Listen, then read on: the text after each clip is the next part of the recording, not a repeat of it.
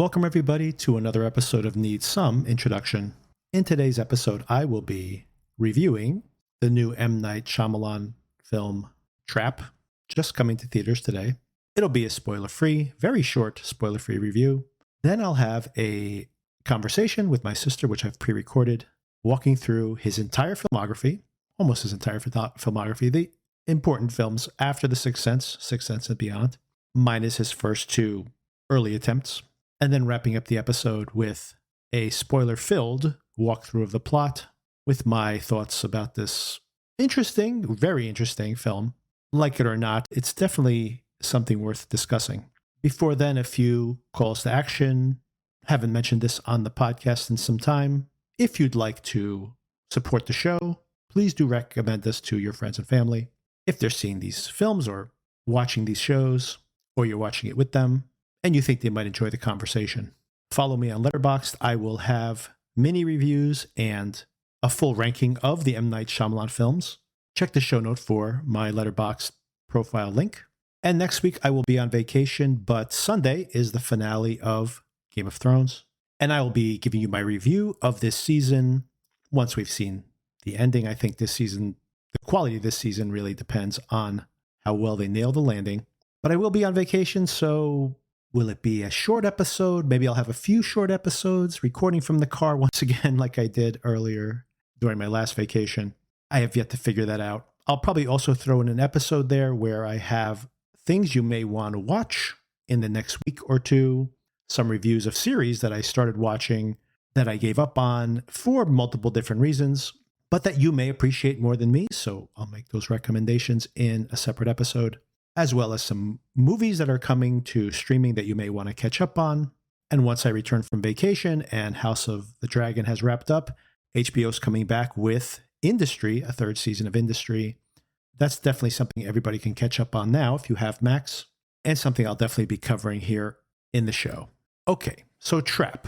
M. Night Shyamalan has had a resurgence in the past few years. His career hit a real tough spot, working within studio systems, making very expensive films that weren't very financially successful, and then made a huge pivot, and I'm going to cover all of this in much more detail when we get to my conversation with my sister, in starting to fund his own films.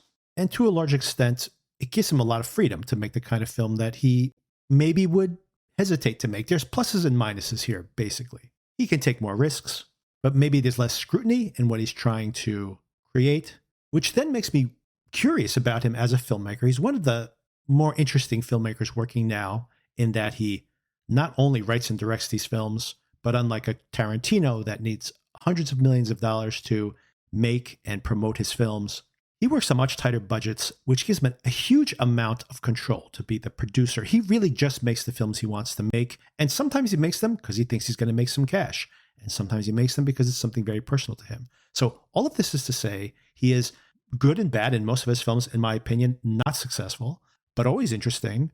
And you really are seeing somebody who has full control of their career, such a rare thing, and what he chooses to do with it. What he's chosen to do with the movie Trap is to put his daughter front and center as a Taylor Swift-like, well, not musical style-wise, but theoretically a huge pop star. She is actually a singer. She's trying to get her singing career off the ground. And in so many ways, this film is almost unreviewable. Or I should say that it's which version of this movie you choose to review. Because this film is multiple films at the same time, and some of them are far more successful than others. And the one most negative thing that it truly is an incredible vanity project. There's been so much talk about Nepo babies in the culture in the past few years. And M. Night is one of those filmmakers like Tarantino and some others where you have to talk about them in the context of talking about their movies. It's inescapable. And in this particular year, he has now had a film he's produced, directed by one of his daughters, and then his own directorial effort this year, starring his daughter. And I really do mean that. She is playing this character, Lady Raven, who's performing on stage. Throughout a large portion of this film, we hear at least 10 different songs, and almost the totality of those songs. We see her dancing, and then, amazingly, she becomes part of the story of the film. Minor spoiler there. but it is pretty incredible when that turn comes in the plot. As that plot itself, let me just tell you the experience of I tried to avoid watching trailers, and then I saw the teaser for Trap. I tried to avoid trailers in the movie theater, first of all. Try to get there late enough to avoid it. When I saw Longlegs, I saw so many trailers for horror movies. I decided to do an episode about it because about these upcoming horror films. It's included in the Longlegs review, if you haven't heard that already, in our catalog. Because in general, I try to avoid trailers. I don't want to be spoiled. So when I saw the teaser for the film initially, I felt like they shouldn't have given away the setup for the film. And I'm going to do that here, even though I disagree with it, because it's such a minor spoiler in the context of the film. In that initial trailer, we see that Josh Hartnett is speaking to one of the workers at this concert and says, "Hey, why is there so much security here today?" To which he discovers that this is actually a trap. This is a trap to capture this serial killer called the Butcher, who has killed about a dozen people in this Philadelphia area. Once again, almost all, if not all, of Shyamalan's films have a Philadelphia connection. And I felt like, are they telling me too much? Is this a reveal? And actually, in watching the film, it actually is a reveal, although it comes only 15 minutes in. So I don't really feel bad about spoiling that. First of all, it's already been spoiled in the trailer. Second of all, it's very early in the going. What I would say is if you have not seen the most recent full trailer of this film, absolutely do not watch it.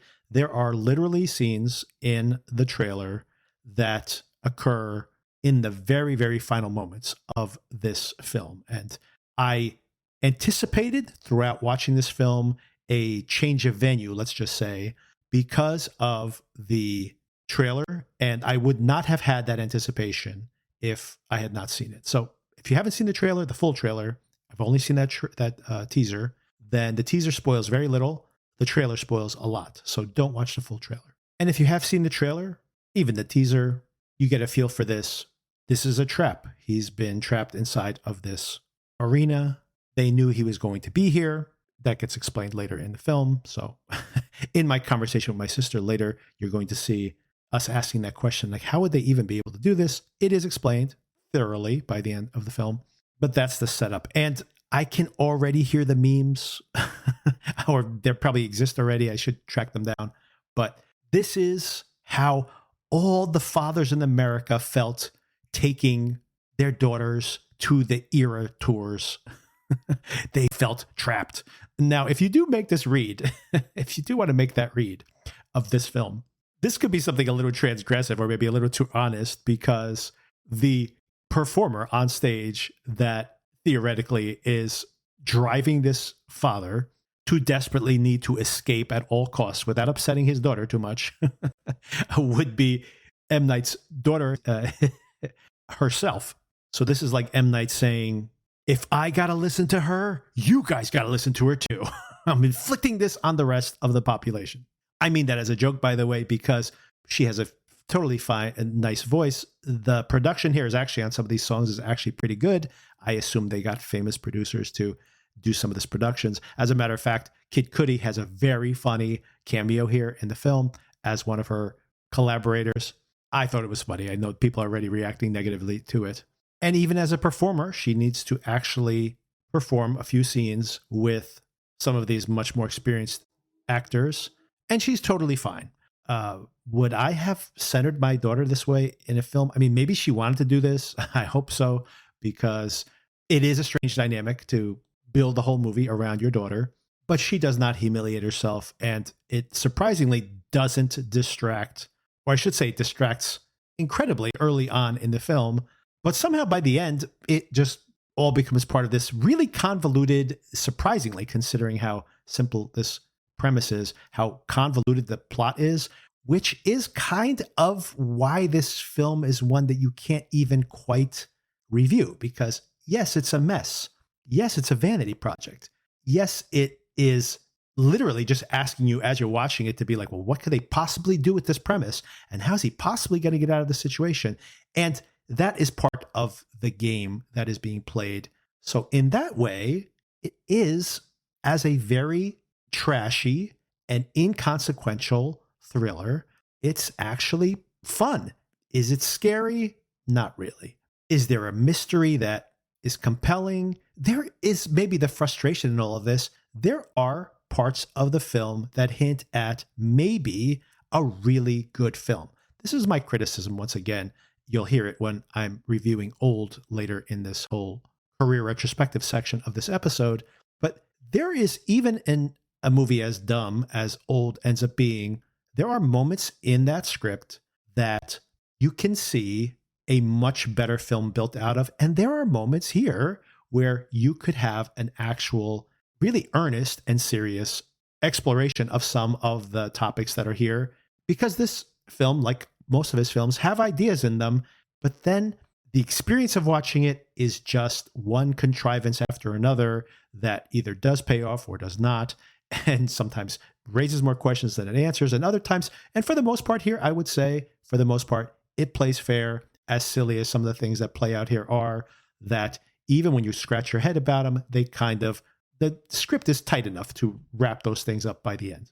And yeah, if you've seen the trailer, you have already seen a lot of the structure of at least the first half of this film. I won't talk about the second half until spoilers, but I once again will be critical of the trailer itself in that a lot of the situations he has to try to get himself out of, and he proves himself out to be very proficient, although these hundreds and hundreds and hundreds of security guards and police officers have to be absolutely dumb and doing absolutely the wrong thing for him to be or appear as smart as he does, although he is doing clever things. It's just that no one ever questions anything. No one's ever doing the follow-up that they need to do to prevent him from even being able to make it through the first half of the film. And the last thing I'll mention is the main performances. Josh Hartnett, who's having a bit of a comeback between his memorable episode of Black Mirror last year, and then, of course, Oppenheimer, and now this. So a big comeback for him. And he's good. There are choices that aren't necessarily his. They could be requested of him, in which he has to do this like creepy smile. You've seen it in the trailer, the like dead-eyed smile where he is freaking out and playing the doting dad at the same time. And it's effective, and yet it is just the same note hit over and over and over again. But what I'll mention is that later on, when some of the thematics of the film, not very well explored, but still raised at least, he shows a lot more. And once again, hints at a much stronger version of this film.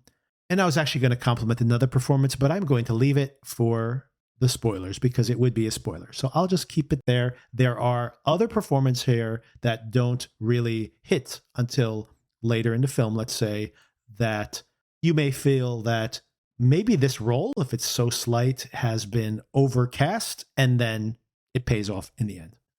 I'm sorry that's so vague, but it's spoilers, so I'm going to try to avoid it. All right, so my final verdict is this was fun. This is a dumb movie. This has terrible things about it. Primarily, I would have cut a lot of the footage of the performer.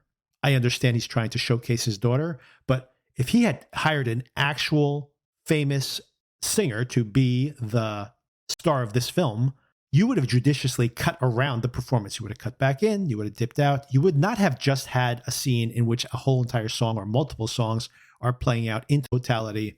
That obviously is this dad, this doting dad, Shyamalan himself. And thematics we'll talk about a darker read of this whole thing, biographical one, autobiographical one, when we get into spoilers, in trying to give his daughter this launchpad for her potential career. But the fact that it is so central to the beginning of the film is an obvious, it makes it feel like an obvious vanity project. So that's weird. And the plot contrivances require a lot of suspension of disbelief or just accepting the fact that every law enforcement member in this entire film is really bad at their job. But it just makes it fun to watch for me. I think mileage may vary on this. If you are not a fan of his sillier films, you may want to wait until this is available on streaming, which will probably be a month from now, for rental anyway. And if you want to go see this with your kids, it has this really brutal central serial killer character, but yet, and this is a critique I'd make of the film, it pulls so many punches in not having an edge of brutality to it that it simultaneously lessens the impact of the film, but it would make it something you could see with your teenage kids. This is very teen horror. It's avoids horror almost completely. It is mostly a thriller and oftentimes very funny. So it's the type of thing that is just a fun movie-going experience. But it could have been more. And so take that review, a very middling review, and depending on your expectations, proceed accordingly. Okay, we'll have the spoilers. Jump to the end of the episode if you want to hear those. But do stick around for my conversation with my sister where we break down his filmography. And I'll even have some additional commentary at the very end correlating this film thematically and just correlating some of the elements of this film and the experience of watching it with this review of his career. All right, Celia. So to the audience out there, I will be reviewing Trap in this episode, but we're recording this before we've seen Trap, so we don't know if it's going to be good or bad. My general opinion of M. Night's filmography, we're going to be walking through all of it here. I've seen all of his films. I've done my homework. I've caught up on every single one of them. There was 2 that I was missing. I've seen both of them. And maybe we could just give our general opinions of each one of these. Celia, as a preface to this, I'm going to actually have his biography and some of the behind the scenes behind some of these films, which maybe I'll touch on a little bit in our conversation. But a lot of these films have very interesting backstories, especially some of the earlier ones. He's had quite an interesting career, and it's very variable, the quality of his films. So I kind of hope, and I want to get your opinion on what you're hoping to get from Trap. I don't even think he's going to make a classic film anymore, like The Sixth Sense or something, but something like Split, where the acting is really good, the suspense is good, the actors are taking it seriously, but the movie's pretty goofy and having fun, right? That's one option. Or if it's not that, I don't want it to be like, okay, I want it to be an absolute train wreck. That's one of those 2 things. That's what I'm hoping for here. A train wreck would be very entertaining because some of these movies that he's made, and I've said this before about him, are not very good, but they are extremely entertaining. That's the vibe I might be getting from this entire plot that he has in Trap, which I'm going to go see on Saturday with Andrew. So I'm excited for that. I don't know if I see this being a serious movie. The concept is pretty ridiculous on its face, right? That yes, I mean, I guess we'll have to see. What I mean. We'll have to see what the explanation for this is. But the idea that we've entrapped somebody here, we gave away these free tickets, we've gotten somebody here who is the serial killer. Maybe there's an explanation, but like how you would know enough to lure the serial killer, but not knowing who that person is pretty preposterous. And weeding them out, right? Like it is going to be very funny. But I guess that's the film, right? That's what the film's going to be. How is he weeding them out? I don't know the answers to this stuff. And the thing is, I didn't even think that hard about it because he's so whimsical in his ideas that I didn't think to be very logical about what would be happening in this movie. I just am very interested to see how he's going to play this out. To your point, I'm a little skeptical that this is going to pay off because when they interviewed him recently and they said, what was the genesis point for this film? His daughter is the pop star who's performing. And he said it was, I wanted a movie where she would be singing the whole time to expose her singing abilities. And then he developed the movie around that. So I'm like, okay, I'm not sure this is really going to work. But hey, I'm hoping he might be able to make a dark comedy out of this. Yes. And by the way, his films oftentimes are comedic. And I think people miss that a little bit. So, okay. He makes a movie in 1992, right when he graduated from NYU, called Praying with Anger. I've never seen this film, but it was pretty well respected. Mostly what people say is that it was well made. And pretty impressive that he makes a feature-length film coming out of NYU as his graduate thesis, basically. It takes him 6 years to get a film off the ground. This one's called Wide Awake. I've never seen this film, by the way. This did get a theatrical release. It stars Rosie O'Donnell and Dana Delaney. Dennis Leary's in it. There's Robert Loggia. It has Hollywood stars. It came out through Miramax. It's about a boy in Catholic school. By the way, he was born in India, but moved when he was a baby. He grew up outside of Philadelphia, which is, of course, where all his movies are set. And He did go to a Catholic school. So these themes of exploring faith, obviously, especially early in his films, and of course, being an outsider, although this is about a white kid in a Catholic school. So it's really not that close to him, I don't think, although it was actually shot in the school he went to. I've never seen this film, and I heard it's not very good. I think it's earnest, but not great. Have you ever seen this, Wide Awake? I don't, I think I've seen something else called Wide Awake. I don't think it Not was this the one. movie you Not the just Rosie O'Donnell described. nun movie. No. No. This was a flop. It cost $6 million and made nothing. But once again, it's like one of those middling, it wasn't expected to be a blockbuster. This is 6 years for him to get this movie off the ground. He has made money, by the way, along the way by writing spec scripts. And he was pretty well known for polishing movies. His culminating year for him is 1999, where not only does The Sixth Sense come out, but also he wrote the script for Stuart Little, the animated movie, which was a big hit this same year. And another film that he ghost wrote. His name is not on the credits, but he's the one who actually wrote She's All That. So 1999 was a big year for M. Night Shyamalan. That was pretty good. I mean, it's a cult classic at this point. I never thought it was very good, but it did make a lot of money, that's for sure. It was cute, though. Most importantly, of course, is that he makes The Sixth Sense. This movie, by the way, he desperately wanted to direct again. He was so frustrated with his career. He said, I'm going to write a script. It's like maybe this is what leads to some of the mistakes he makes later on in believing in his skills too much. He sat down and said, I'm going to write a script that's undeniable. Someone's going to have to buy it.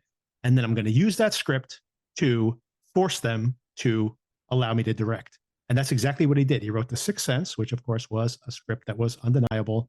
He said, I will sell this script. It went up for $3 million, was sold to Disney for $3 million, the highest anyone ever paid for a spec script. And he said, but only if I get to direct. So it worked. They bought it. But this was considered such a horrible idea that the head of production was fired for this very deal. Of course, he had the last laugh. And more importantly than that, Disney had such little faith in this movie, especially with him directing, untested director, that they sold the film off to Spyglass, only keeping 12% of the profits. So they basically got rid of it. They dumped it. Big mistake for them because the movie made a huge amount of money. And even getting Bruce Willis involved, all of this is to say that all these films, even getting made, are one accident after another. Bruce Willis had sued Disney for a deal for a movie that fell through. He was having a very rough patch in his career at that moment. To his credit, he saw the script and he loved the script. He did not want M. Night directing it because this guy had no, street cred at all. But after he met with him, he says, I have faith in this kid. I'll work with him. And they had a really successful relationship. And of course, the movie is a massive success. Just to put it in context before we give our opinions on the film, it was produced for $40 million. It made $673 million. It was the second highest grossing movie of the year. In today money, that would be way over $1 billion when you adjust for inflation. That this movie came out of absolutely nowhere, got dumped in August, this very weekend, by the way, back in 1999, 25 years ago, the same weekend that Trap is opening. But movies that open in August are not expected to be blockbusters. The end of the summer, you want to get the last people before they go back to school. And this thing, of course, was number one for 8 weeks in a row. It was a massive success. No one could have expected it. And it's a really important film because I feel the way people write scripts, this is extremely rare, the way people write scripts changed after this movie came out. And Fight Club as well, and The Matrix, all 1999 movies, by the way. Matrix and Fight Club and The Sixth Sense. But Sixth Sense is the most successful of those three, probably. But it was, from that point on, people could never just tell a straightforward crime story anymore or horror story or whatever. There always had to be some little twist. Even if you're making a drama, you couldn't just make a straightforward drama. Everybody needed to have a little twist. And that became a problem, honestly, with screenwriting from this point on. There was like a lot of gimmicky movies, but it also made, I think, screenplays a lot more interesting. Like you really needed to have some kind of reveal in the third act across the board. And that all comes from this movie because it was so huge. And books also are. Oh, everything. Right. Exactly. Storytelling in general. There was just an expectation now that if you just say, then this happens and this happens at the end, people are like, the end, there's always an expectation now from this moment on that there's going to be something that happens in the third act. It doesn't have to be a huge reveal. It could just be a small reveal, but there's always got to be some, how do they know each other? Oh, they did know each other before. There's got to be something, even in the drama. So just an expectation now. And this movie really created that. That's what I was going to say about this movie. This is before all of this was happening that you were just talking about. So when it turns out at the end, I don't even want to spoil it for someone who hasn't seen it. It's 25 years it's ago. so There are a lot of good, young people though. who have not yet seen it. So I think most people know this, but yeah, we don't have to spoil any of these movies by it. Yeah, I mean, I think if you haven't seen it, you should see it because it wasn't something that was happening up until this point, really, at least Right. not in with this kind of impact, that I was blown away. And now, because it has become the norm or expected, it's almost like we need this extra adrenaline rush now when we watch our movies. So if there isn't some kind of a unknown fact in there, especially towards the third act or at the very end, it becomes disappointing. Right. Because when I saw this movie and the reveal comes, I was blown away. And people are watching it just to see this. Like, oh, you have to see this movie. Oh, yeah. Like, it's amazing. You'll never believe it. So I really liked it. I loved it even. To this day, I still love it. And it's a type of movie where you're going to watch it a few times, especially now that you know. Right. I saw this in theaters when it came out. Speaking of 1999 being such an influential year, an important year that changed so many aspects of filmmaking. The Matrix, obviously, I just mentioned before, but 1999 is a truly exceptional year for filmmaking. There's so many talented Mr. Ripley, which we just discussed a few months ago here on the podcast. Oh, I love that movie. But Fight Club, of course, a perennial classic, which also has a big twist in that movie. 4 times in the movie theater, could not stop going. I could not stop. But it's just, and of course, The Matrix, another hugely influential film. So just really incredibly huge films all happening in 1999. This is maybe one of the absolute most important. I remember seeing it in the theater. It was 1 week after, of course, that's what I was going to say. 1 week after the Blair Witch Project came out, another hugely influential film, spawned a whole genre of those found footage horror movies. And this was the next horror movie. 1 week later, another horror movie. Everybody thought this is the horror movie of the year when they saw Blair Witch. And then, of course, 1 week later, it got usurped by the huge popularity of The Sixth Sense, which was even bigger. I saw it in the theater. I had been really freaked out by the ending of the Blair Witch Project. Maybe I expected this to be scarier because it's really more of a drama, but I figured out the twist. But when I say that, I'm not patting myself on the back like, oh, I knew it from 2 minutes in. I figured it out maybe 15 minutes before the ending. Like, oh, I see what's happening here. And then when they have the little flashback and you see everything coming together, I'm like, oh, yeah. See, I picked up on all those little clues. But like I said, with minutes to go, like I'm not saying I figured this out the first half hour. But that's because you it's there. You know, it's there, but also because, and I do the same thing, I'm always looking for certain things when I'm watching a movie, like who did it. I automatically start looking for who did it and usually figure out, most of the time I'm right because we're looking for it. But what if you were to go in just to watch a movie? Well, I saw this. It's even more of a blow at the end. I saw it at opening night, so I did not know there was a twist at this point, but I figured it out once again because I think the movie plays fair. What I was going to say about the twist for me, because I'm going to counterpoint it to his next movie, what I thought about the twist was that the movie is too reliant on it. My personal opinion. I think the movie's good. I think it's overpraised. Although undeniably for me, I have to, all the things I said before, it changed the way films are made. So there's very few movies like that. But I thought that it's extremely well made.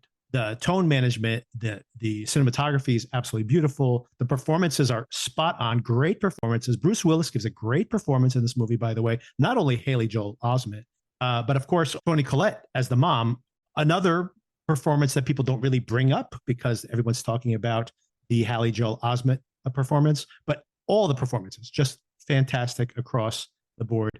And I think it's really well made. I know people say that it's so much deeper on rewatch. For me, it isn't as impactful once you know the twist. That's my ding on this film. Yeah. I know. I'm in the minority on this. Yeah, I think that the fact that the movie was all about the twist and it was completely, I think it was, you're right, completely reliant on it, almost completely, that's what makes it so good. It would not be the same case today because you can't do that today. everybody's already expecting a twist. So if your whole movie is hanging on this, then it just becomes not a very good quality movie. I just can't imagine this being great today because of the expectation. But when you don't see it coming at that time, then having everything be reliant upon it would be pretty awesome that he could pull that off. Like when you were talking about how he needs to make a movie that will not be denied.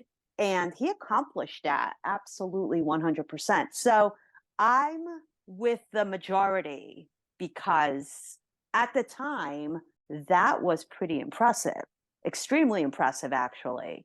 Yeah, and for someone so early in their career, I'm not saying it's a bad movie. I just think it's a little overpraised as just a film.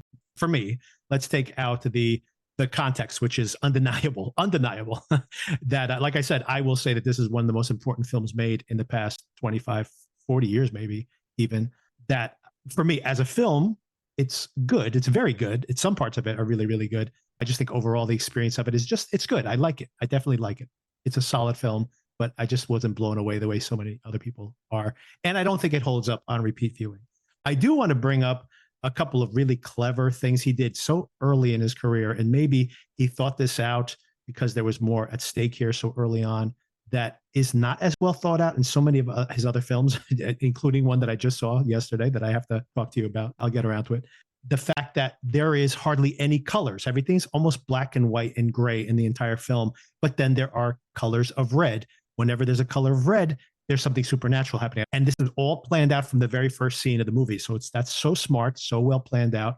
And more importantly, is that, I guess we're just going to spoil this at this point, but that Bruce Willis is wearing over the course of the entire film clothes or articles of clothing that he touches in that opening scene. They've thought about his entire wardrobe, even though we're seeing different variations of it so that he's not always looking exactly the same, but they're smart enough to think, well, what was he wearing that day? And then using that as his wardrobe for the whole rest of the film.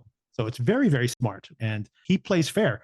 So many of these twist movies that get to the end and the twist is almost arbitrary. It oftentimes will be arbitrary where they shoot 4 different versions so that even the cast doesn't know what the final reveal is. And you're like, well, this could have just been anybody, because we don't know the clues until the last minute.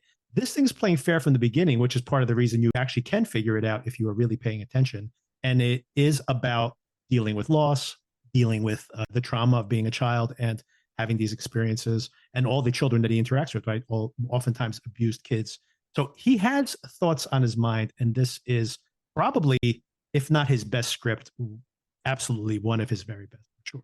By the way, I do want to call out that this got an A- cinema score, which seems a little low considering, but just to be clear on anything that's a horror movie, supernatural, even this is not really a horror movie, by the way, but even if you want to put it in that realm, horror movie fans are so finicky that an A- is actually very high. Very, very few horror movies even touch anywhere near the A realm. So this is a very high score. But I do want to call out the cinema scores because it's this idea that he had a rough go at it with audiences later in his career.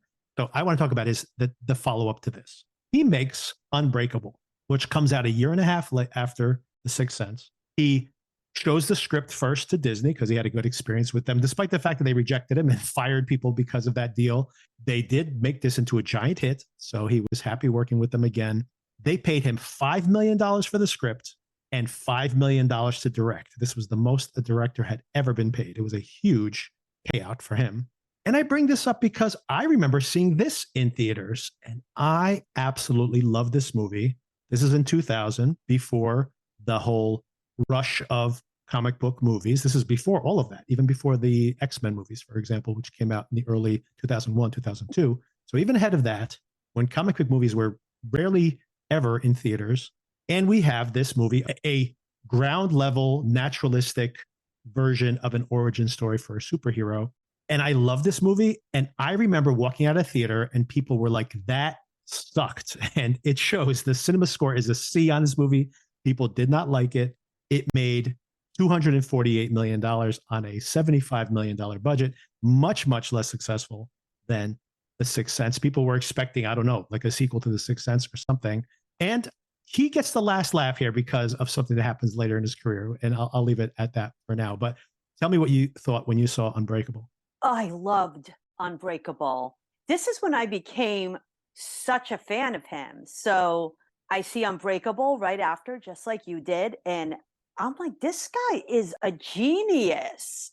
Yes. He did a few things after that that's still, for me, confirmed this guy's a genius. Some of the stuff you didn't like, but I have reasons why I kept that theory going.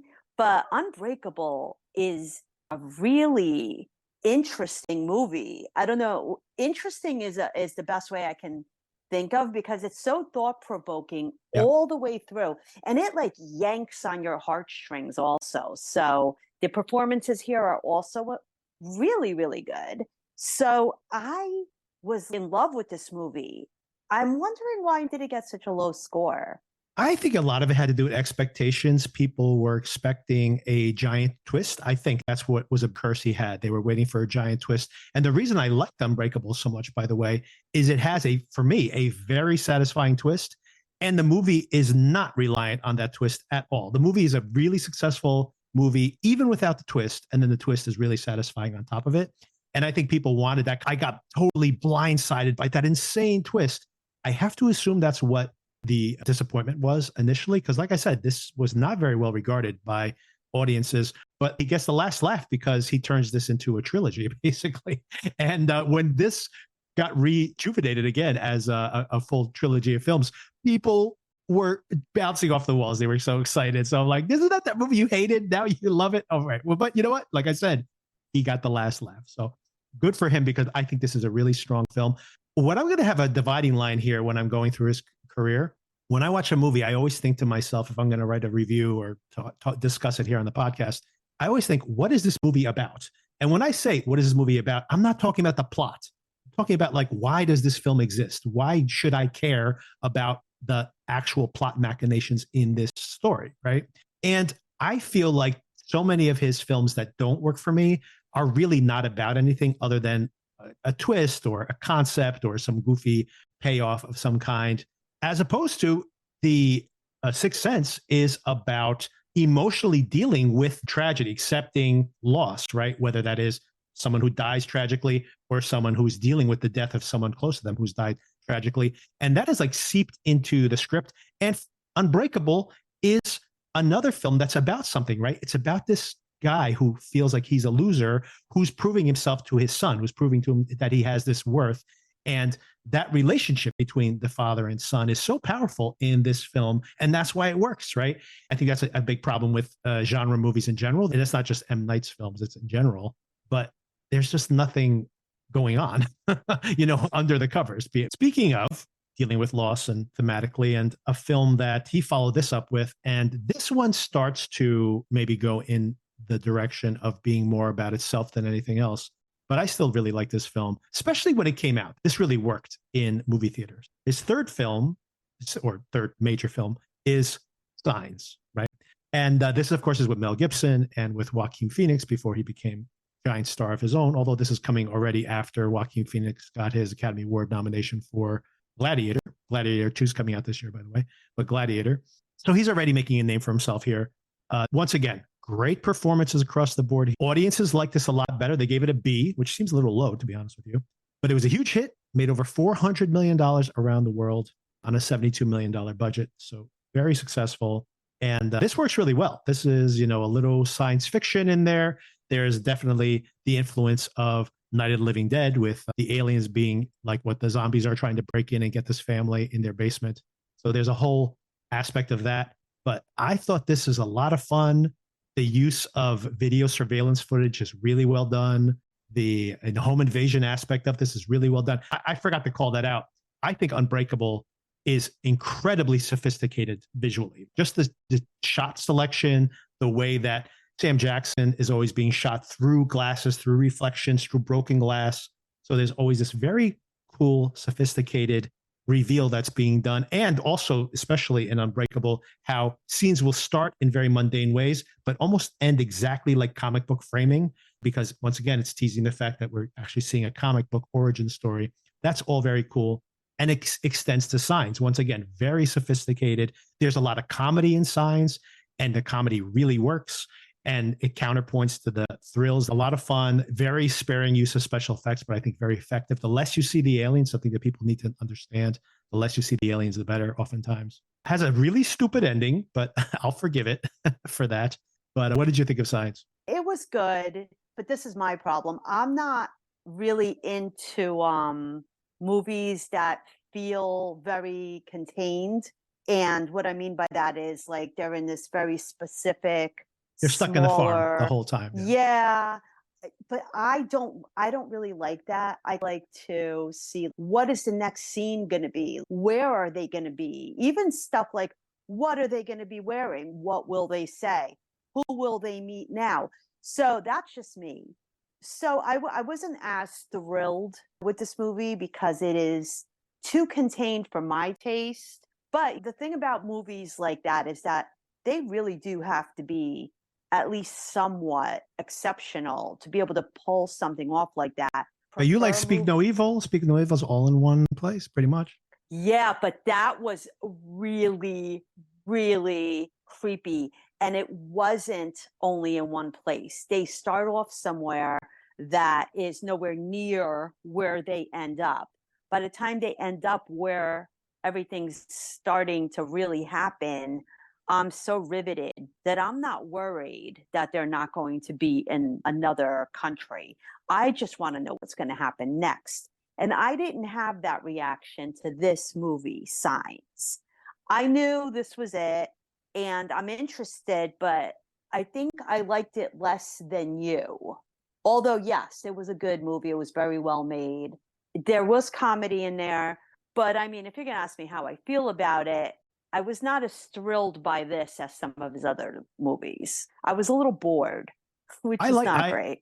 I seeing it in theaters. I enjoyed it a lot. I laughed a lot. Audience was definitely laughing a lot, and the scary parts were really scary. And it was fun. It was like a roller coaster ride type movie. But to your point, in general, I think that this one doesn't hold up so much. Like you watch it now, and yeah, the tense scenes are still tense, but it's kind of just okay. It's good. The That's performances how are I very feel. good, by the way. The performances are very good. The Like, kids are totally convincing. Mel Gibson does a great yeah, performance. Joaquin I Phoenix, great said that performance. was All of them. good. That my reaction was that was good. But then I forgot all about it. Okay. Then things start to turn for him. It's 2004. And before this movie comes out, and the movie is The Village, by the way, but before that movie comes out, something starts to happen to him and to his mythology. He makes this sci fi mockumentary called The Lost Secret of M. Night Shyamalan or something like that, where supposedly these people are making a documentary about him. He doesn't want people knowing this secret about himself, which apparently I'll spoil this for everybody because I don't even think you can find this thing anymore. The secret was that he drowned when he was 10 years old. And ever since he drowned, he had this other person that he was communicating. He was communicating with the dead, and that his scripts are coming from this communication with the dead. And nobody wants anyone to know the secret of M. Night Shyamalan, right? Which Like, is who is he? Beyonce? what's the whole thing is total baloney. But it's just the fact that it's so tired. By the way, part of the reason that the Blair Witch Project was so huge was that the week before it came out, the Sci-Fi Network had put out a documentary made by the very filmmakers who made the Blair Witch Project, telling people that this was a true haunting. And then, of course, when the movie comes out, people think they're watching a snuff film.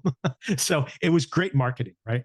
So he's doing this 5 years later, like, okay, that's been done. Let's get past it. The Blair Witch Project's not even at that moment that big of a deal anymore. And that's the best he can do. And this is all a marketing ploy for this movie. And then the actual movie comes out and the critics start to turn on him, but audiences turn on him also. The Village opened with $20 million on its opening day. And it, at the time, had the worst multiplier on its opening day of any wide release. It was so people just rejected it. All that being said, he still draws an audience, by the way, just out of curiosity. It cost $60 million and made over $250 million. So it still made money. The film itself, actually, until a absolutely terrible twist ending, until then, it's actually really good. This is his direct response to September 11th, 2001. If Signs was a reaction to the trauma of watching something on TV and wondering, well, what's going to happen to my family now? And I think that's what Sign is about in context of that terrorist attack. This is the opposite of how people become so reactionary and so isolated that they cut themselves off. In a way, the cure is worse than the disease in that regard. And I think that as this parable, as this Twilight Zone episode type story, I think it's a really interesting metaphor. But man, that ending just lands like a cinder block. Although I know you like this thing a lot better than I do. I did like it. I thought it was really good because everybody's so strange and creepy, but yet they're all very believable. I believed these people were existing in this way. And there's a lot of social commentary in Oh, there, yeah, absolutely.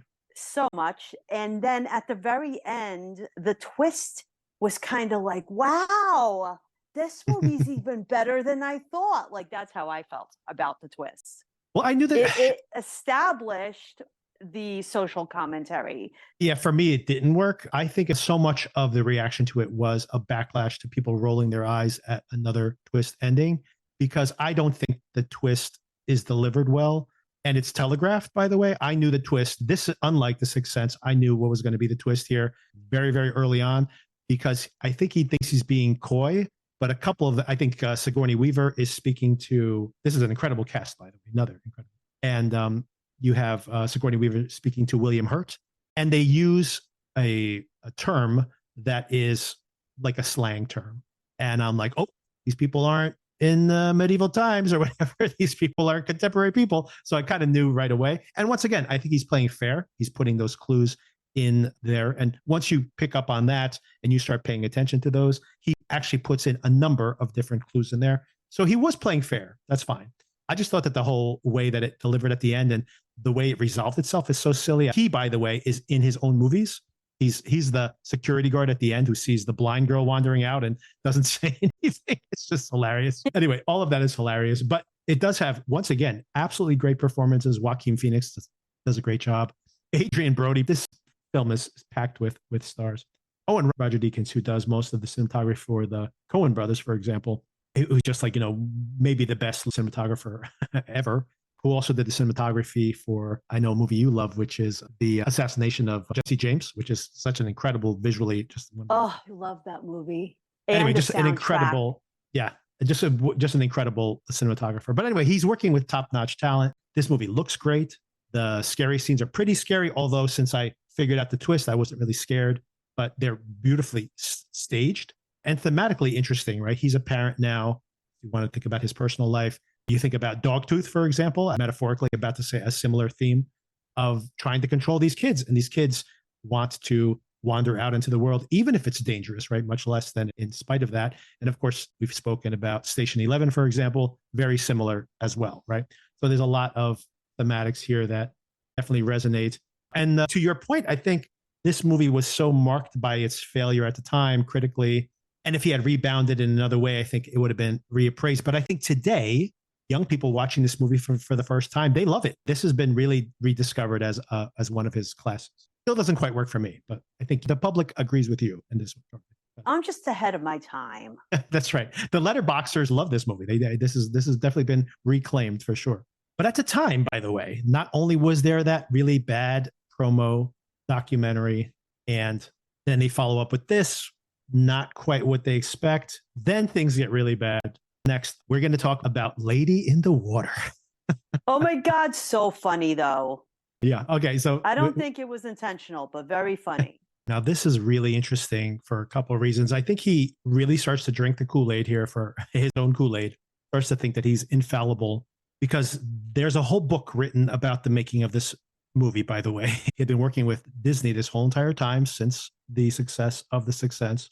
Disney was willing to make this movie as well, but the head of production read the script and said, I think there's some things you need to change here, and made some really intelligent commentary, which I'll point out when we break down the movie a little bit.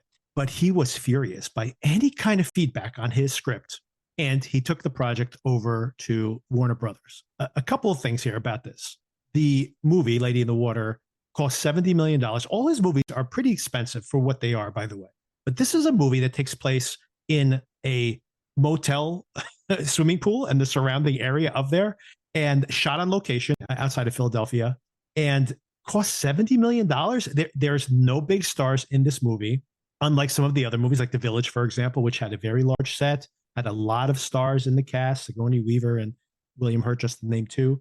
But this movie has no stars in it. Paul Giamatti was a well-respected actor at the time, but not a name brand or anything like that. Couldn't open a movie necessarily. And this movie's very expensive for what it is. Cinematography by Christopher Doyle.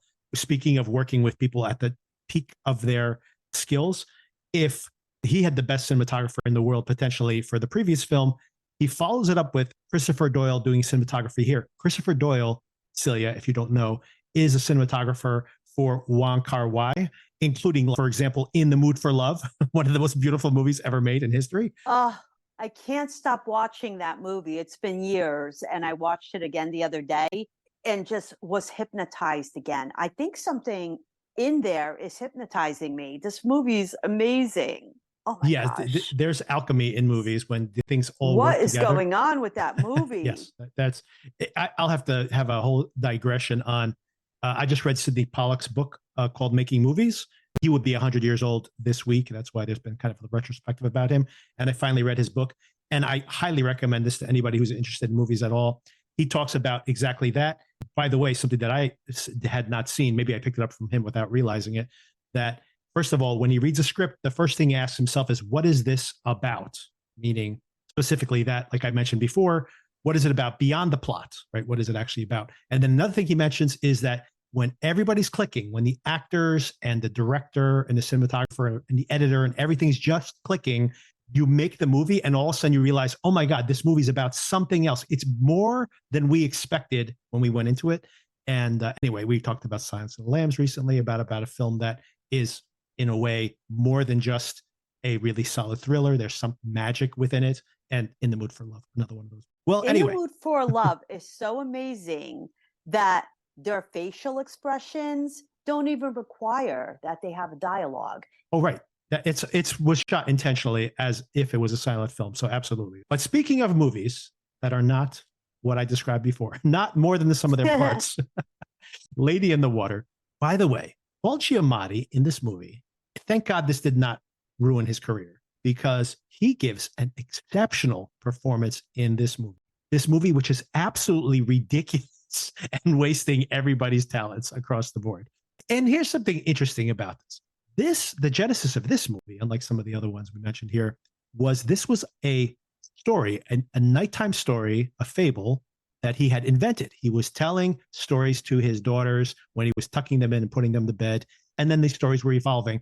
And by the way, we probably have all done something similar with our children as well. We had the story that we made up for them. We told, this is his version of that story. And the second thing I would say about it is, when you think about these characters, like the guy who only works out one side of his body and all these weird people that in the end all have to fit together perfectly to rescue this mermaid, a spoiler for this ridiculous movie, that when you think about that, you imagine a picture book version of this. I've read so many picture books to my daughter. I can picture this on the page working. These people, they all live together in this complex. You can imagine a cartoon book that actually could work. But instead, he takes what should be like a Curious George adaptation and he directs it like this very serious, everybody's whispering. It's like The Sixth Sense or Unbreakable again. This should be like an episode of South Park. That would be amazing as an episode of South Park, because it is funny. What an awful they may have spoofed. They may have spoofed it on that. They should. Oh, I can't wait to find out. I'm gonna check that out. But it is a spoof. The whole thing is a spoof. Unintentionally, I thought so. I don't even know what to say about this movie, because when I was watching it, I said, is it supposed to be funny? Like dry humor? No, it is not. It's not, though. Yeah. It's so serious. Think about Giamatti's when he breaks down finally at the end. Think about that scene. This is not a comedy. It's obviously not intentionally funny. It is so earnest. It's as if it is a Curious George comic book or kids book adaptation, but it's shot so seriously by the cinematographer who does Wong Kar-wai's movies with that level of impeccable detail and earnestness. And none of this works. But that's not even the worst of it. The two things that were requested to be changes are the two things that make this thing really almost derail his entire career. One is that he was so angry about movie critics criticizing The Village that he has the critic in this film killed viciously by a monster. You can't be a very popular filmmaker and then murder critics in your movie unless you're doing it as a joke. You know, the South Park guys can do that, but this is not in that tone. But so much worse than that, so much worse than that is that M. Night Shyamalan plays a character in this movie, and the whole point, the mermaid is trying to rescue him because he's going to write a story. This is what he thought of himself at the time. He's going to write a story that is going to be so important that no one will understand. It'll change all of society. But he's like Jesus, basically. It will take decades for that to happen, but he's going to be murdered.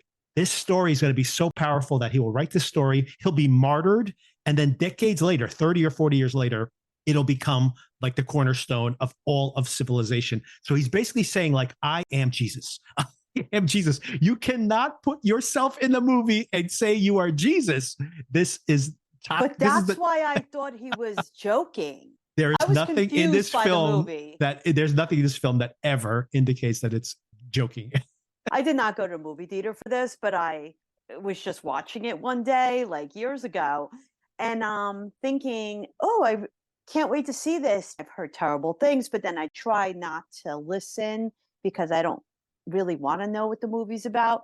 And I'm watching it and I'm a little buzzed. This is what I'm doing that Friday or something. So I thought it was supposed to be funny, but then became confused because of everything you just said. Like, it's not funny enough to be funny, but the Jesus thing was weird. I saw this in the theater, and in an empty theater, by the way. This movie was a huge flop. So if he thought he was going to make the movie he wanted to make and that everybody was going to turn out because he had such loyal fans, nope, didn't happen. But more importantly is seeing this in the theater, and obviously everybody just laughing out loud at some of the twists towards the end. But that moment when he's talking to his sister saying, I have to write it. I know I'm going to die, but I have to write it to save the world. It's so insane, like that someone could be that full of themselves at that moment. It's utterly shocking. You really should watch it because it is an incredible, completely misunderstanding the role of a filmmaker. Basically, he really thought that he could just say anything that came out of his head and people would line up to see it. It's astounding. I was confused by this movie because I'm thinking, is he being as narcissistic, assuming it's a serious movie, or is he really kidding? I mean, it's that bad that I was baffled. I am pretty sure that he does not have that tearful scene with his sister if he meant this as a joke. The concept is preposterous just to begin with.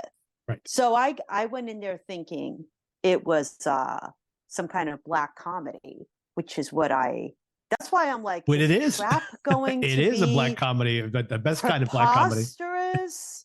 Yeah. People should watch it. It's absurd. I don't like all his movies. I've said this before that I am a fan of him because I'm never bored, but like not because I love all his movies. And this one was like a fail. Yeah, I was talking about the cinema scores for these things. The Village got a C, which is bad. Like I said before, even like a B or a B minus is not considered a great cinema score. Anything that's below like an A something or B plus at best. So a C is pretty bad for The Village. Lady in the Water, believe it or not, got a B minus, but it was a huge flop. So this is important because the opening weekend, it did terrible. But you have to remember, these are the self-selecting, diehard M. Night fans are turning out, and they are giving it a B minus, which once again is not a great grade. But Celia, his next film, gets a D. A D, which is extremely hard to get a D from Cinema Score. If you get a C, you're like, man, this movie's going to be a disaster. The average grade that someone's giving you is a C. So think about it. Most of the people walking out of there are just like, it barely passes. And half of them thought it was worse than that. So to that point, next movie, The Happening, gets a D. That's the average grade that everyone's giving it. No one's giving it an A. It is funny though. Like it's genuinely funny. Yes. I'm a little confused as to, was he trying to be funny? But like the concept of it is like not as preposterous. I mean, maybe it is as preposterous as The Lady in the Water. Although The Lady in the Water is more like I guess it's I don't even know how to describe these movies. I would find it less interesting and less vast than the horror of of this other movie. Oh my god. You know what's so funny It's like, is that I've been is talking that a about how breeze? Oh my god, the wind. Like there's just stuff you can't hide from, and it's very funny. I thought that movie was very entertaining. the crazy thing about it is that there is so many up until this point, even Lady in the Water, the performances from these actors like Giamatti are terrific. Like he's getting really great performances from these actors across the board. It like revitalized Bruce Willis's career, for example, making those two movies with him, right? So that is the template up until this point. But man, and I'll say something complimentary about it. This is rated R, by the way, The Happening. So that's part of the reason. Audiences did turn out, by the way, made over $160 million, a big jump up in his box office compared to the disaster that was Lady in the Water. And so it made money. That's why he keeps making movies. I think having the R rating, people, the first time he had an R rating, by the way, made people think, oh, maybe he's going to really go for it. He doesn't really go for it, but he does go for it in some interesting ways. And complimenting at the beginning of this film, when this virus or whatever it is, they don't know what it is initially, starts to make everybody commit suicide, which is creepy. Now, in retrospect, after the pandemic, to watch this, it resonates in ways that it probably didn't even intend at the time, but it's really intriguing and really well executed. There's some really disturbing images where all those construction workers are jumping off the buildings, for example, in Philadelphia. So a lot of that stuff is really well done, very creepy. But then the performances, when the next scene we see is Mark Wahlberg trying to explain He's some so biological. funny in this. He's hilarious. Like he's trying to so sell this funny. biological. He's just so inappropriate for this role. He's made fun of this, by the way. Like in interviews, he just talks about like I had no idea what was going on in that movie half the time. He's really trying to That's what it distance looks himself from it. like. When I was watching him perform this, I'm like, this is a black comedy. Just look at his performance. So overacting. I guess you would if what you're running away from is, I mean, you don't know what it is. Is it air? Ugh, I don't even know what to say. I loved his performance in this movie. This movie is an absolute disaster, but and people should watch. Just there's cuts, super cuts on YouTube if you don't want to watch the whole movie. That are just some of this hilarious line readings with Mark Wahlberg. This is a bad. This concept of this is so misbegotten that there's some kind of pollen or something that the Earth is attacking us because we're killing it, and this thing is making us commit suicide. So it's pretty silly. It could actually work. There are somewhat similar storylines, whether it is zombie outbreak movies, things like that, that could be theoretically. You can even read The Last of Us as a metaphor of a similar one, where nature itself is basically eradicating us because we're attacking nature. So it's not like this concept is impossible. It's just the way it's executed when, for example, like you said, they're running away from a breeze they were looking at the wind pattern in the grass and they're like, oh no, the wind is coming this way. It's so silly. Did he really not know how to act? I'm not an actor, but I would be like, what is my tone for this movie? I don't know if he's the right person for this period. And yeah, and it's just, but it's very funny. And things get worse from him, at least from a critical standpoint. He hits another record low there with Rotten Tomato scores, basically. But then he makes The Last Airbender, which costs a fortune, $150 million. It actually breaks even because it makes over $300 million. But critics really did not like this. And audience didn't either. It didn't get a sequel, obviously, but it made money in theaters. People showed up to see it. It's just boring, by the way. It's just a very boring adaptation of the story. And of course, people are diehard Last Airbender fans, so they were disappointed by what they got. But it's not a catastrophe the way you would think. Although at this point, everyone's piling on. They just want to name everything he makes a catastrophe. But the next movie he makes is an absolute catastrophe. He makes After Earth with Will Smith. Have you seen this thing? I think you know what? I don't know if I got through it. I'm going to go with no. I think I tried to see it and then I was bored. After Earth is like Lady in the Water for Will Smith. And it's amazing that he gets M. Night to direct it for him because it's exactly the same thing. This is when Will Smith kind of took a backseat in his own career and was trying to make Jaden Smith into a big star. And he had the Karate Kid movie, which had been hugely successful. I did see that. Okay. I just got a flashback. Okay. I saw and now in this movie, he wants to basically prop up his son. So in a way, it's about trusting your son to be an adult and replace you and yada, yada, yada. And in this movie, which is part of the reason people didn't like it, Will Smith is in that marketing, but he basically gets knocked out in this spaceship. And then Jaden is traversing this alien landscape, being pursued by this weird alien that they brought with them. The plot is ridiculous. But what's funny about it is the genesis of this story was Will Smith had an idea for a story where he gets into a car wreck and Jaden is on his own and they have like a walkie-talkie, but he's trapped inside the car and Jaden's being pursued by some kind of wild animal. And it's very naturalistic. And then somewhere along the way, people said, well, we'll fund it for you if you make it sci-fi. So he goes, what if 1,000 years in the future? And then they start saying, we're going to make comic books.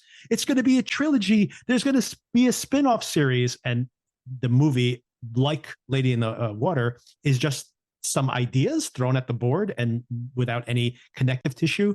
And it's absolutely preposterous. And it lost a ton of money. It was an absolute fiasco. I remember this movie. I remember saying, is this just a showcase for his kid? Because I wouldn't mind that if this wasn't so boring. And then I don't think I watched it all the way through. I remember trying to watch it.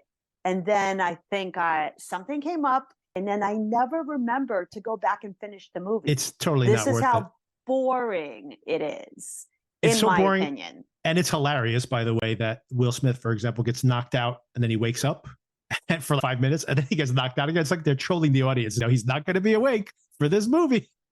It's so crazy. I don't know. I don't recommend anybody watch that. I do not recommend it. It's not even worth watching as a so bad it's good. It's just boring. No, it's very boring because they spent it's very expensive. Oh, it's very expensive, and the special effects are awful.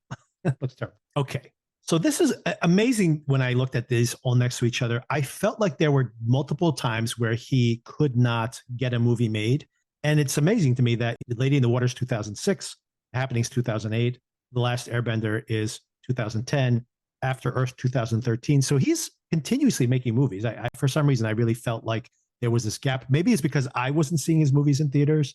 So I felt like there had been like 10 years since he put out anything that mattered in some ways. But he knows after Earth that he is toxic. He cannot get his movie made. He decides to make a super low budget horror movie and sell it, and no one will take it. No one will take it. So what he decides to do is to get a mortgage on his own home, and he makes for $5 million himself a movie called The Visit, which I've just seen this week. And this movie comes out. It gets bought by Blumhouse, very popular horror movie producers now, but always make movies on a very low budget. And this began their template. So he put his own money in, and it was a huge hit. For $5 million, this movie made $98 million, around smaller than basically any other film he'd made since his rise to fame in terms of dollars, but very financially successful, especially for him because he paid for the movie. So he got a big chunk of that back end back to himself. It's found footage, going back to the Blair Witch Connection all the way at the beginning.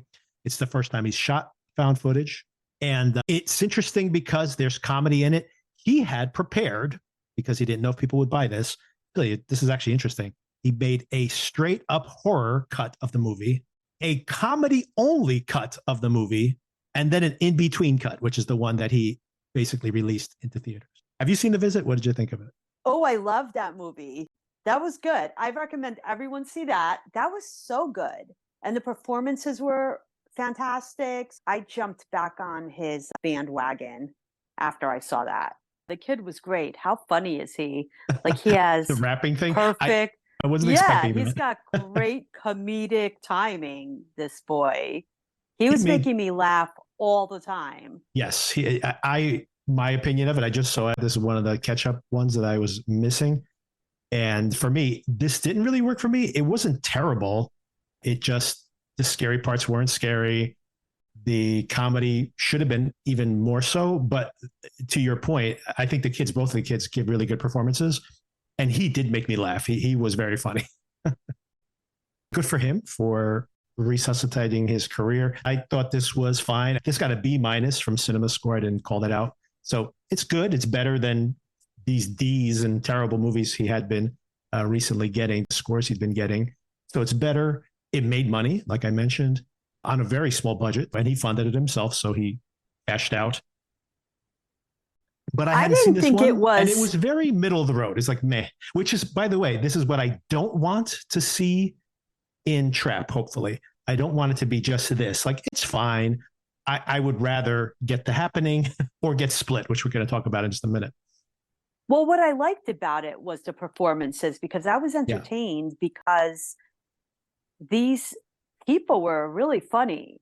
Again, I'm not sure if he intended it to be as funny as it was, but I didn't think it was scary. I thought it was fun. He definitely intended it to be scary. I think I mentioned that at the top of the conversation, but he actually made 3 edits of this film. The one we saw is like a blend of the 2 previous edits, but he made one edit that was much darker and all horror, basically. And he made another edit where it was like a slapstick comedy. And this is the in-between version that he released. So the comedy is intentional for sure. Do you think like the other 2 are out there? I would like to see them. They're not, unless they're bonus material on the DVD or something, but I've not heard of it. But I would like to see the comedic version for sure. I think that would work better for me in this particular case. I agree, because I thought it was just funny. I also don't think it's scary in any way, other than if you think old people are scary, and Sona has said like old people are scary. So if that is a real fear of yours, then yes, it works. But that is not enough to scare me in a movie. Old people can be scary if like their mind is faulting a little bit, what they're going to do next. And I have experience with that. There's no logic to the behavior that I'm seeing. And then how do you react to this situation? You can't use logic to react to it. So yeah, old people can be scary. M. Night apparently does have some kind of phobia of old people, because we're going to talk about old soon. But also, remember that scene, one of the most memorable scenes in that terrible movie, The Happening, is when Betty Buckley, they're staying at her house and she is infected and they don't realize it until late in the game. And you start seeing her outside just like walking backwards. That's a very memorable scene in that film. It's once again going back to how absolutely preposterous that movie is and how terrible it is across the board. There are scenes in it that are really well made. He still can direct excellent scenes, and he can't help it but be a good craftsman, even when the stories are absolutely bonkers. But I will call out here in regards to that The Visit itself as a found footage film, because of that, but not only because of that, it's a little bland visually. And obviously it's supposed to be shot by this girl, but it doesn't feel impressive visually like basically all his other films do. But because she's shooting it, that would make sense also. That's the context. Right. I agree. Okay, next film I think is much more successful. One of his absolute best films, in my opinion. This one, once again, having the success of The Visit, he made money on that, a lot of money on it, because he funded it himself. He's like, I'm going to fund my next movie too. And I'm going to make a movie called Split, which features James McAvoy and Anya Taylor-Joy giving 2 terrific performances, as is often the case, with minor exceptions, usually the case in his films. And in this regard, this film works so well because it, once again, speaking of twists, this film works perfectly well as, first of all, the revelation that this guy may have multiple personality disorder, or maybe it is something supernatural. Can we trust what he's seeing in his own mind? And then, of course, the double twist that not only is this actually happening, but wow, the audience, when I saw this, went absolutely bonkers at the end when Bruce Willis is there in the diner in the final moments, and you realize, oh my God, this is a side sequel to Unbreakable. It was a huge success and made almost $300 million around the world. He funded it himself for $9 million. He made a boatload of money, and this is a really fun movie. That movie was scary. Yes. Mm-hmm. And I've said this before. It's like, oh, how boring. She keeps saying this.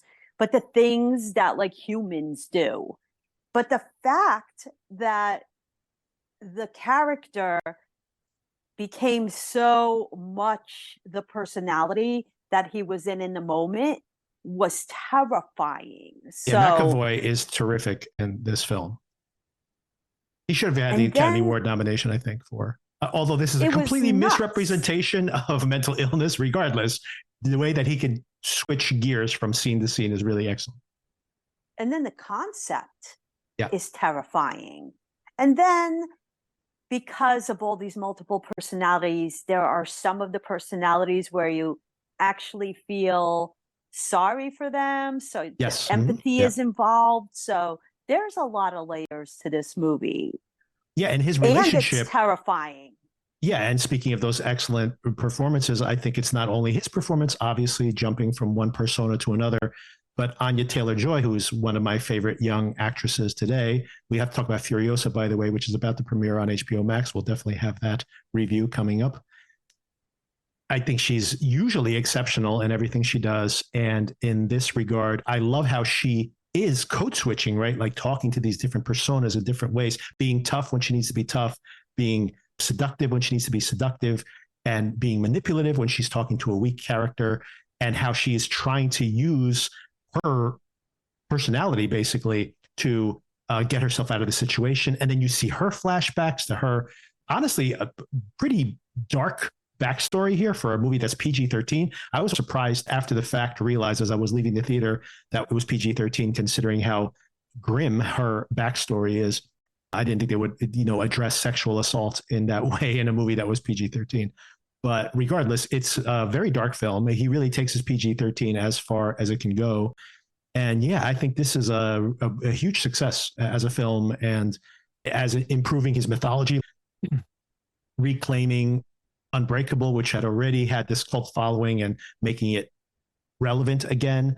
20 years later, I think it's the best trick he's pulled since The Sixth Sense, for sure. I saw Split, I would say maybe 2 months ago, and it had the same impact nearly, because now I know more about it. So a lot of the things that were happening when you first see it are gut punches, but I still had that reaction. Whoa, this is insane, the whole movie. And I've heard people say, oh, he was overacting. I'm like, his character has many multiple personalities. So as he embodies each personality, he's really intense. There's no personality in there that's subtle, but that's what I loved about it.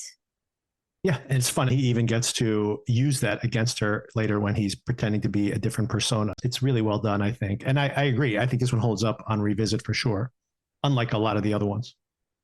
All right, he follows that up. Huge success, lots of money he makes. The next film he makes is Glass. So he ends the trilogy immediately following up Split, officially making this all part of the same universe as Unbreakable, bringing back Sam Jackson, bringing back Bruce Willis.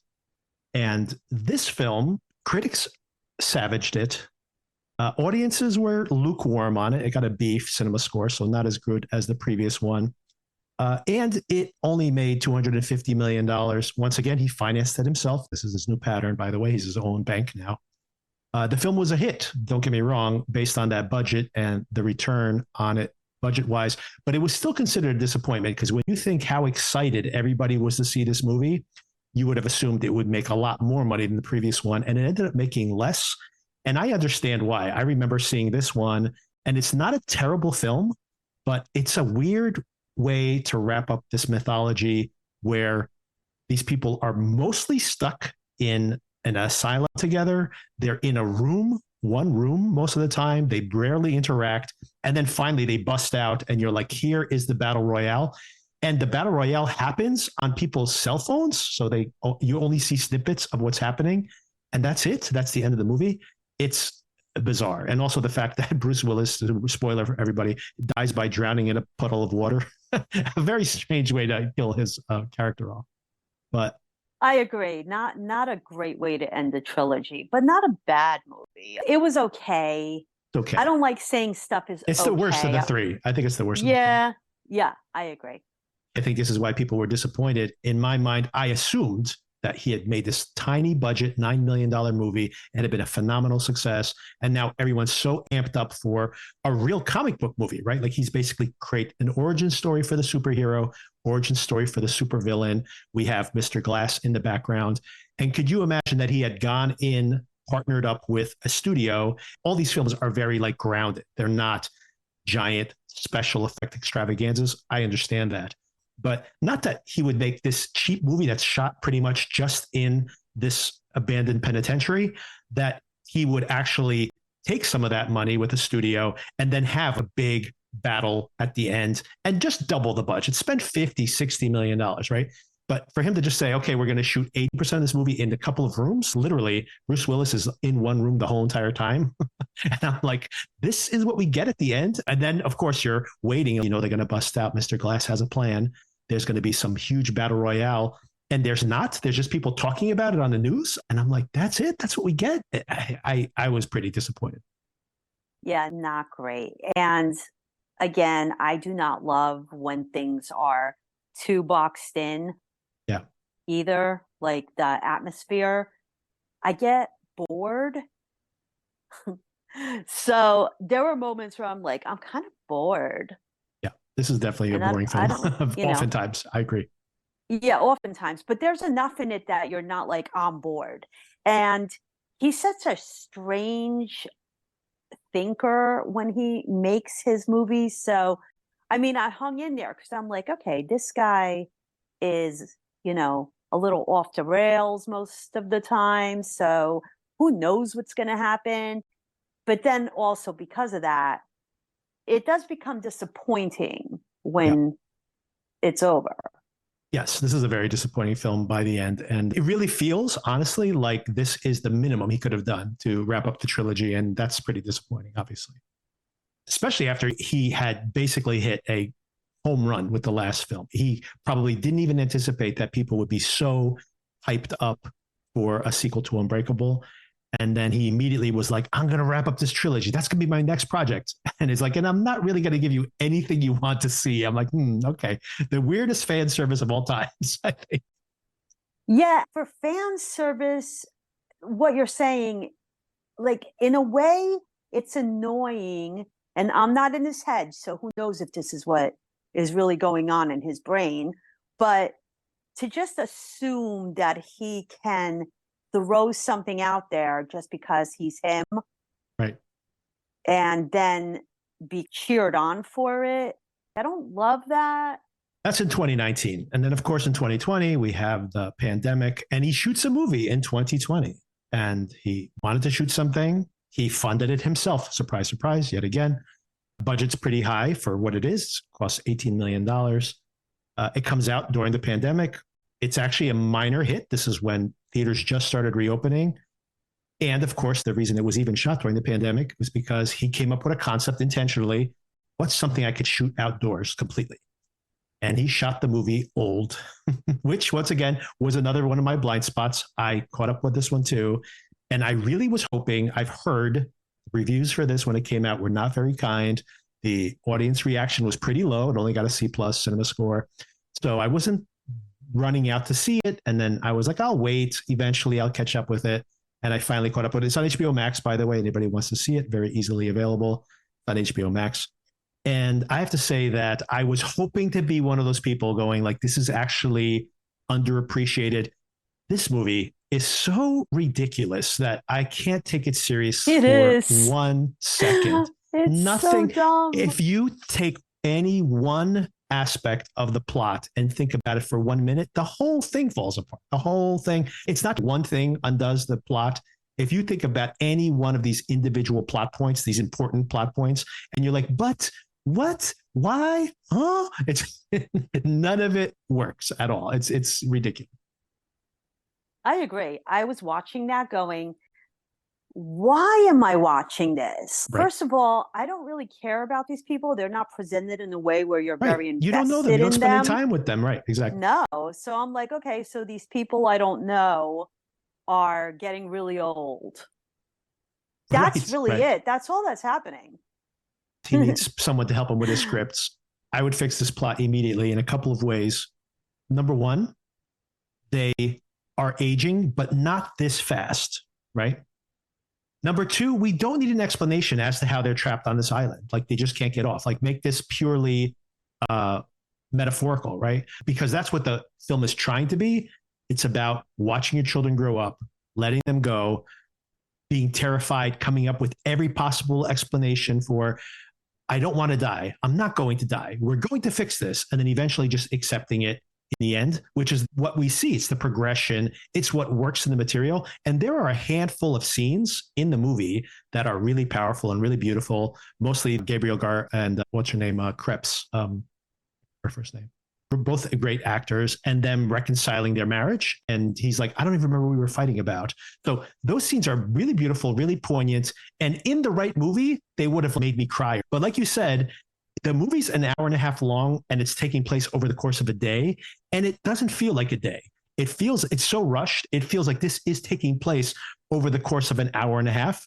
I'm supposed to care about these people? I've known them for 25 minutes. What are you talking about? Yeah, it was strange because I'm watching it with high Vicky hopes. Crepes. I always have high hopes with his movies because I'm waiting for something really out of the box to happen to be like, wow. So they're gonna get really old and they can't get off this island. And like I still feel like they could have got off the island like the whole time. I'm like, can't you just like go over there? And then I think they tried, but then there was only one way through, which was through the coral. So let through me the just coral. That's the right, other thing. right. They made such The a only way big out. deal about the coral. It was They're the only like, way oh, out. If you tried to swim out, you would get killed. If you tried to climb the rocks, you would get killed. You would black out basically and then die whether you're swimming or climbing the rocks. I have to throw in a couple of the logistics here because it's so ridiculous. First of all, there's the whole, why don't they make people age? But let's say they're aging 10 times faster. So everything that happens, the kids growing more distant, getting pregnant, all this is happening over the course of a week. As soon as you're saying they're aging 10 years every hour, well, they're all going to be dead in 5 or 6 hours. Even if they get off of here, they're going to be 85 years old at the end of this movie. So it feels so pointless in a way. So it doesn't give you that urgency of like, they have to find a way out when within a time period that would make some sense. Like I said, you can do all the things that happen here if you just say they're aging 10 times faster. You'd wake up the next morning and, oh my God, the kids are older. Instead of being like, you're talking to them and then they put new actors in there. It's like, you didn't see them growing in between. I go on travel for a week and I come home and I'm like, oh my God, my daughter's taller. You would notice, I'm just saying, right? These people growing. obviously time is of the essence. So what if you might get killed by the coral? Wouldn't you just be like, all right, They didn't know about the coral. The coral is the twist at the end where the other kid had given them the escape. But anyway, I do have to call out somewhere during the boredom. I have to call out some of the stupidity. Like I said before, my screenplay mind, I'm saying here, I can fix this script and maybe he should have run it by somebody else just with a few tweaks. I think it could have been better. But then I have to call out the absolutely ridiculous things here. If coming onto this beach and then trying to escape crushes your brain or whatever, and you cannot escape, which I don't think there's any physical way that would work, or that you would age more quickly on this beach. Let's take all that for granted. Regardless, even if that's the case, how did someone actually discover this beach? How did they escape? How many thousands of people must have eventually wandered through the beach, and then maybe one person finally swim through the coral? And then if that happened, that now they've built this resort nearby, and on top of that, it's all this facade for this research for this pharmaceutical company, and all of that is just so hilarious to me. But that reveal at the end where we're supposed to be sympathetic to the pharmaceutical company, it's like, our experiments here have saved hundreds of thousands of lives. And so we're supposed to be like, oh, by revealing that this is happening, first of all, in a way, you're killing hundreds of thousands of people who've been saved by these pharmaceuticals. But more than that, think about it. There are people right now who are intentionally living in isolation inside of mountains to prepare for maybe going to Mars. People are willing to sacrifice themselves to go on a Mars mission and possibly die. Could you imagine someone is going to die of some congenital disease and you tell them that this place exists and they're like, will you sign up? because then you're going to die anyway. We can see if this chemical actually works on you. And someone will be like, I'll be dead in 3 months. I'll definitely sign up for that. My point is, you could get people to sign up for this. You don't have to murder people secretly for this whole project. It's so ridiculous on its face. Like entire families? Yes. Like it's so strange. You'll rid of everything. Like it's so like crazy. How is that going to earn sympathy? The whole thing made no sense. Right. I feel as soon as people know about this, right? Just talking about it. Like, they're recruiting these people, sending them these brochures because they have these diseases. You couldn't find someone who has MS who doesn't have any kids or who's divorced or just give people the opportunity. You're going to die most likely, but you can do some good in the world and we'll give your family millions of dollars. People Absolutely. would be like, sure. Yeah, I mean, that's exactly. What's the worst case scenario? I die a little earlier and my whole family gets millions of dollars because they can afford it, right? Hey, so, we just watched House of the. We just watched House of the. With sympathy. We just watched House of the Dragon this week, and those people offered themselves up to be burned alive because maybe there's a chance they're dragon riders. Maybe. Well, they have nothing else to really hope for. I mean, they're in a situation that's so dire. I'm saying that if you're months away from dying from some uncurable cancer, you may also be like, hey, give my family $5 million. Hey, I'll take that chance. And I might even get cured. No, you're going to lure tourists who really just want to suntan. So ridiculous. And who's the guy? Watermelon or whatever they're hoping for on this island, a barbecue. And of course, I don't know. It's not great. And of course, who's the guy who's driving them to the beach? It's M. Night Shyamalan. Yeah, it's so weird. This movie was weird in the way that I don't approve of. Yes, this is I bad. felt like I wasted my time and that my intelligence was being insulted. Yeah, I didn't think this worked. Great. Yeah, I didn't think this worked. Okay, that takes us only one more between there and here. And this film is mixed, although I think this one's a step in the right direction for him for sure. It's a Knock at the Cabin, which is a adaptation of the Paul Tremblay novel, which I've also read. And I think we had a conversation, which I never published, about this very film. And the big mistake this film makes is by changing what happens in the book at the end, it negates the whole point of the book to a large extent.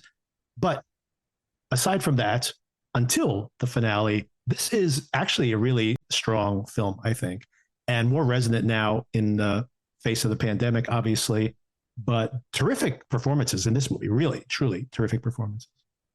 Yeah, we talked about that. Honestly, I don't remember. What were my main objections when you told me that the ending was different? Because I remember being annoyed that they changed the ending. Yeah, so once again, spoilers for all these films, but spoilers for this one. In the book, in the end, when it's irrefutable that this is happening, and as I mentioned, I never published that conversation, so I guess I have to add it as context. In the film, there are early signs that something weird is going on, and it's very apparent pretty early on that this is a true worldwide apocalypse that's happening. In the book, there's more plausible deniability for a while, for part of the way through, and we're also inside the characters' heads. So the Jonathan Groff character has hit his head, and he's having spiritual visions. He wants to sacrifice himself because he believes in this more. But then his husband thinks that he's just, concussed, right? Which is possibly true. So there is plausible deniability throughout the book. And then, of course, at the end, when it is irrefutable, but everything has happened. And of course, once again, spoilers, the daughter's died. She actually dies in the book. That they basically decide that I don't care if this is real. I don't care if we do sacrifice ourselves to save humanity, that we don't care. Like, they are so at their wits' end, and they feel so used and tormented by this God that's judging them or whatever it's doing, that he says, screw everybody. We are not going to comply, basically. And that is quite a choice, obviously. And it speaks to the fact that once they've lost their daughter, they don't care. They don't care anymore. Right? So it's very nihilistic, but probably emotionally true. The ending that you proposed, what, because I didn't know there was two endings, sounded so much better than the ending that the movie gave us. But that being said, the movie was pretty good. Here I am again, present tense, Victor. I needed to cut off the conversation there. We had some technical issues and we needed to get back to work. But I did want to close the loop on Knock at the Cabin and a few interesting correlations in watching Trap last night in preparation for this review. First of all, Knock at the Cabin, as we were mentioning in the discussion, fails in its ending. I don't know why he changed the ending versus the book. But until the ending, it is a very convincing and fascinating film. It actually does have these themes of faith, which have been in many of M. Night's films in the past. And of course, of family and what we're willing to sacrifice for our families.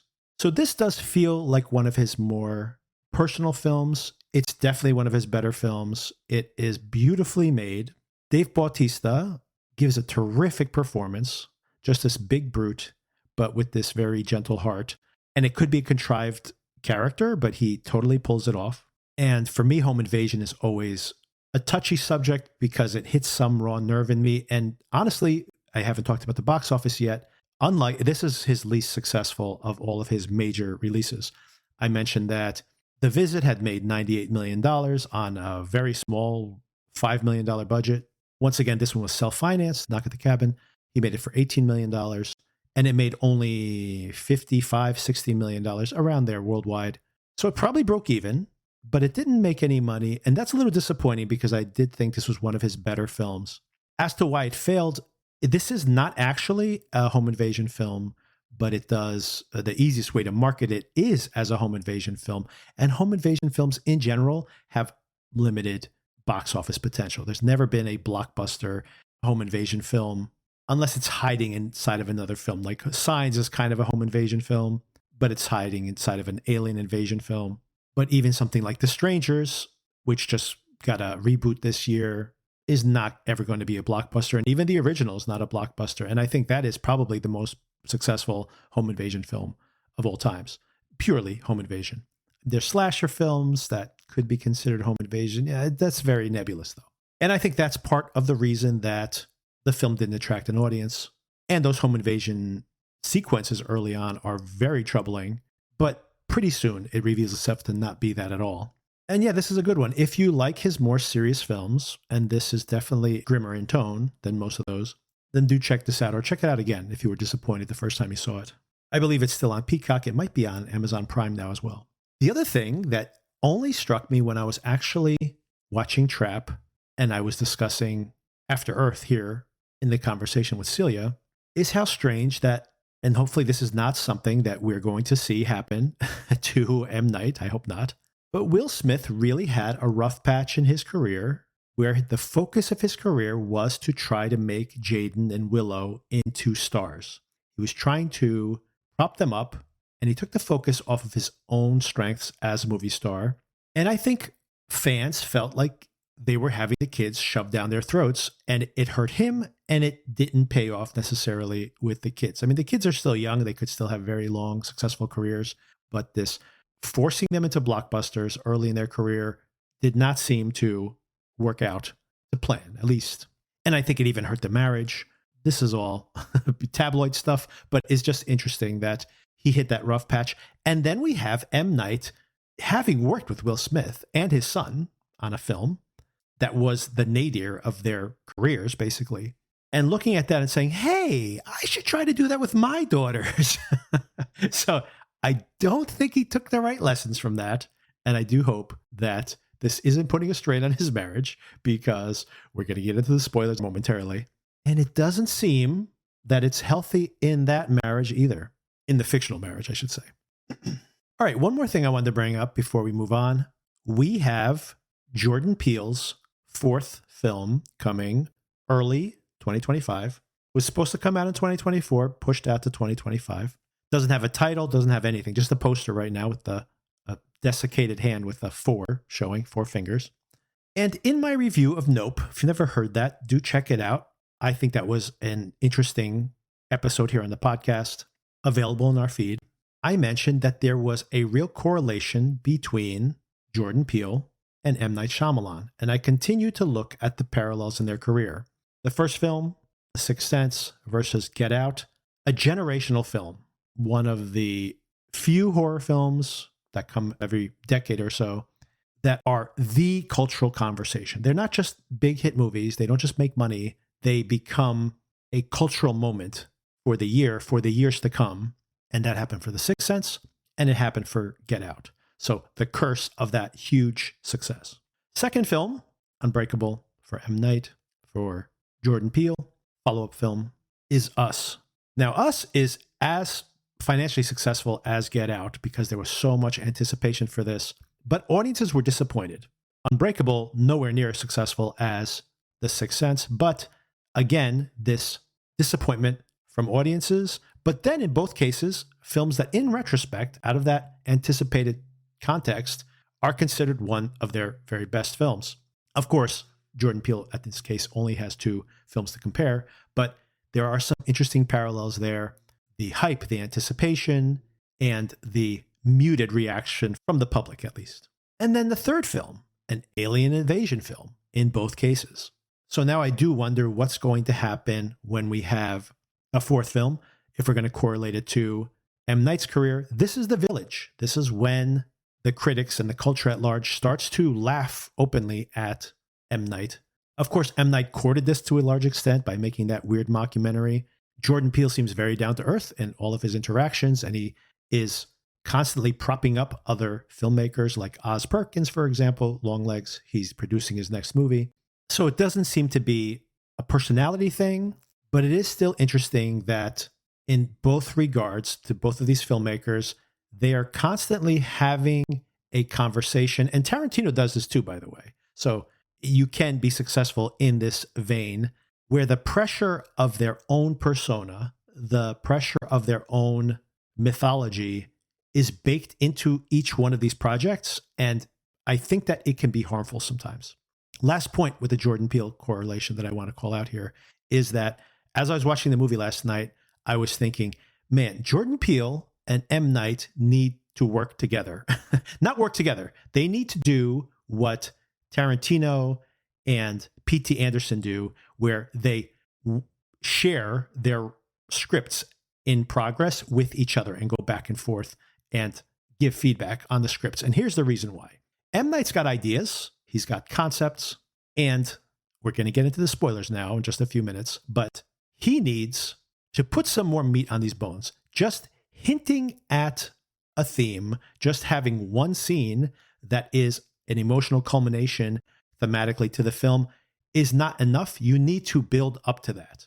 And on the other hand, you have Jordan Peele, where his films also have big hooks and are fun, literally just joyously fun, surprising, and exciting to watch in theaters, at least through those first 3, obviously. But simultaneously, they are so overloaded. He is so overanalyzing the material and putting so many layers of reads onto it, which I love, by the way. And film critics obviously love to have multiple reads on what Nope represents, and also that it's winking at blockbusters at the past, like Close Encounters and Jaws. So they love all the film history in there. They love some of the techniques that are being used. They love the use of music. They love the comedy that's baked in. And they love the thematics that are, the ownership of image and how that's been taken away from the African-American population in this country since the birth of film, basically. Just some of the themes that are in Nope. And it's so overbaked. It's so overly thought out. So I think that two of these together, these two filmmakers together, would be good for each other, because Peele would be like, man, that scene there in Trap and that scene there, great, but you need to cut out like 50% of this, and you need to like connect those themes somehow, and you need to work on that. And he would prop up this very thin, thematically film like Trap, for example. And alternately, you could take the 7 or 8 sociological reads on each one of Peele's films and be like, let's peel that back like to 2 or 3 and save some of that, thematics for another film.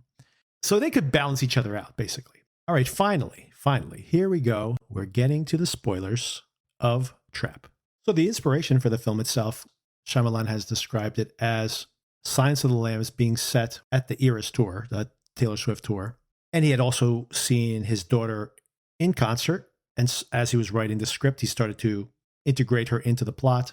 The songs, by the way, if you listen to them, the lyrics, which Celia wrote for the film, are referencing the internal turmoil within the characters or directly referencing plot points within the film.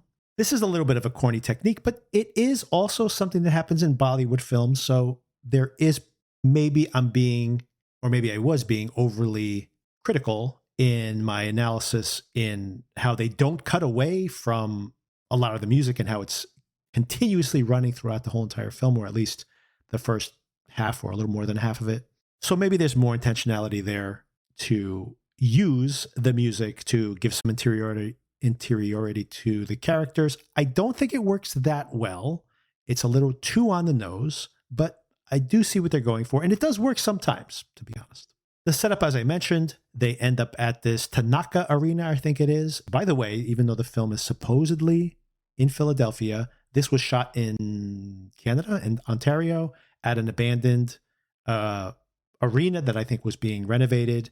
So this is not in Philadelphia. Didn't shoot there, although in the plot of the film, yes, this is Philadelphia. I guess they needed to. I didn't even think about it until I read that factoid.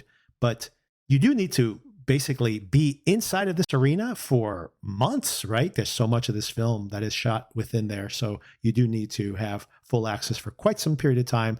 And that would be almost impossible at some active arena. So that all makes sense. And they probably got it at a budget if they go to some semi-abandoned location. This father and daughter end up at this arena. They're going to see Lady Raven, this fictional pop star. And she only sings trap music. No, I'm just kidding. That would be actually an interesting decision. And we see a very large police presence. We see that Josh Hartnett, his character Cooper, is very intrigued by this, or wary of it, definitely. And outside of his purview, we see more and more police showing up. Probably 15 minutes, 20 minutes into the film, he takes a break from his daughter. He says he needs to run to the bathroom. And while he's in the bathroom, he actually has an app installed on his phone with a camera, and you see that he has somebody trapped somewhere. Another trap. Oh, we've discovered over the course of time that his daughter is having a fight with one of the girls in her class, and the mom and that daughter are here at the concert. He runs into the mom, who's a very pushy, identifiable character. We probably all have, I mean, it's a little chilling. I know someone who looks like this that reminds me of this character in a lot of ways, in her performance as well, in real life. But this overly enthusiastic, a Karen, basically the stereotype of a Karen. And interestingly, throughout this early part of the film, we are always empathizing with someone that we know is a killer. And not just, no, he took somebody's money, or he raged out and bonked somebody on the head. He apparently is viciously butchering people. So he has some compulsion to dismember people. Oh, I forgot to mention, in the opening credits, there is actually pretty clever, but doesn't pay off later on. I was actually hoping it would, that we see the credits are just implied that it is a torso we're seeing, and that it's being cut up like you see those diagrams of the cuts of meat on a bull. And of course, the butcher, that correlation. And then the names in the credits have pieces of them missing. So once again, very grisly joke to put into the credits themselves, but fun in it of itself. And it doesn't even call attention to itself. It's just doing it in a very subtle way. So I did appreciate that. Very stark black and white credits. But we are very much sympathetic to this supposedly brutal murderer. We all can empathize with going to a concert or going somewhere with our daughters and having to smile and grin. And yes, I'm having a great time, honey. And then the encounter with the mother of the bullying girl. So our sympathies are very much with this killer. Cooper goes and befriends, and we see this in the trailer, one of the workers at the arena who tells him, I'm not supposed to tell anybody, but he tells him, uses that facade of the doting dad to get him to explain, well, what's going on right now? And this is when he lays it all out. This is a trap that's being set. They know he's going to be here. It's a little questionable that they know he's going to be there, but we'll get to that. And this is the butcher. Have you heard about the butcher? And he tries a few different escapes here. Initially, he knocks some girl down the stairs. Once again, just straining credibility here. We see that they have put cameras everywhere and that any kind of suspicious behavior is going to be identified. So he is being really suspicious. Anybody who looks at the video footage of this girl getting knocked down the stairs, and by the way, anybody of the dozens of people who were standing around her would see that it was him. And later on, when he's able to change his costume and when he's able to rig up an explosion in a fryer, go through access doors he's not supposed to go to, this guy's behaving in exactly the way that this profiler, another character I haven't brought up yet, but there's a profiler that we see too, played by Haley Mills, the child actress, Haley Mills, who is in their ears explaining this is the psychology of this character. This is what he's going to try to do as he's doing it on screen, basically. And yet it doesn't raise any alarm bells. So once again, these cops, not great at their jobs. Maybe the most egregious moment here when he does this is when he wanders in, he's stolen the access card from that friendly t-shirt salesman without murdering him and goes backstage to go get some coffee. I just got to grab some coffee, guys, in a room full of nothing but police officers. And the fact that he is never scrutinized. They are picking people out of the stands. We got to question this guy. We got to question that guy. And at no time are they questioning this guy who just randomly shows up in these places he's not supposed to be. Of course, if he's one of the employees, then that gives him some coverage. But still, you got to just say, I'm going to question everybody. Because what if he's pretending to be an employee? What if he bought a ticket and he also is an employee? You still got to question these people. Maybe they were pre-vetted. It doesn't matter. You got to double, triple, quadruple check. If you are pretty certain the guy's going to be there and they are taking this seriously, they have basically every police officer in Philadelphia is there, then you got to question this guy. That's just me nitpicking. I mean, these type of movies, you got to have huge gaping holes. Unless you are Silence of the Lambs, check out my re-review of Silence of the Lambs, because that movie is pretty tight. That's a tight script. By the way, the whole interactions between this woman with Cooper, he keeps running into her, and the daughter, and all of that, I am pretty sure there is a cut of this film when Cooper kills this woman. I'm pretty sure there is, because there's just too much going on here that is not explored further.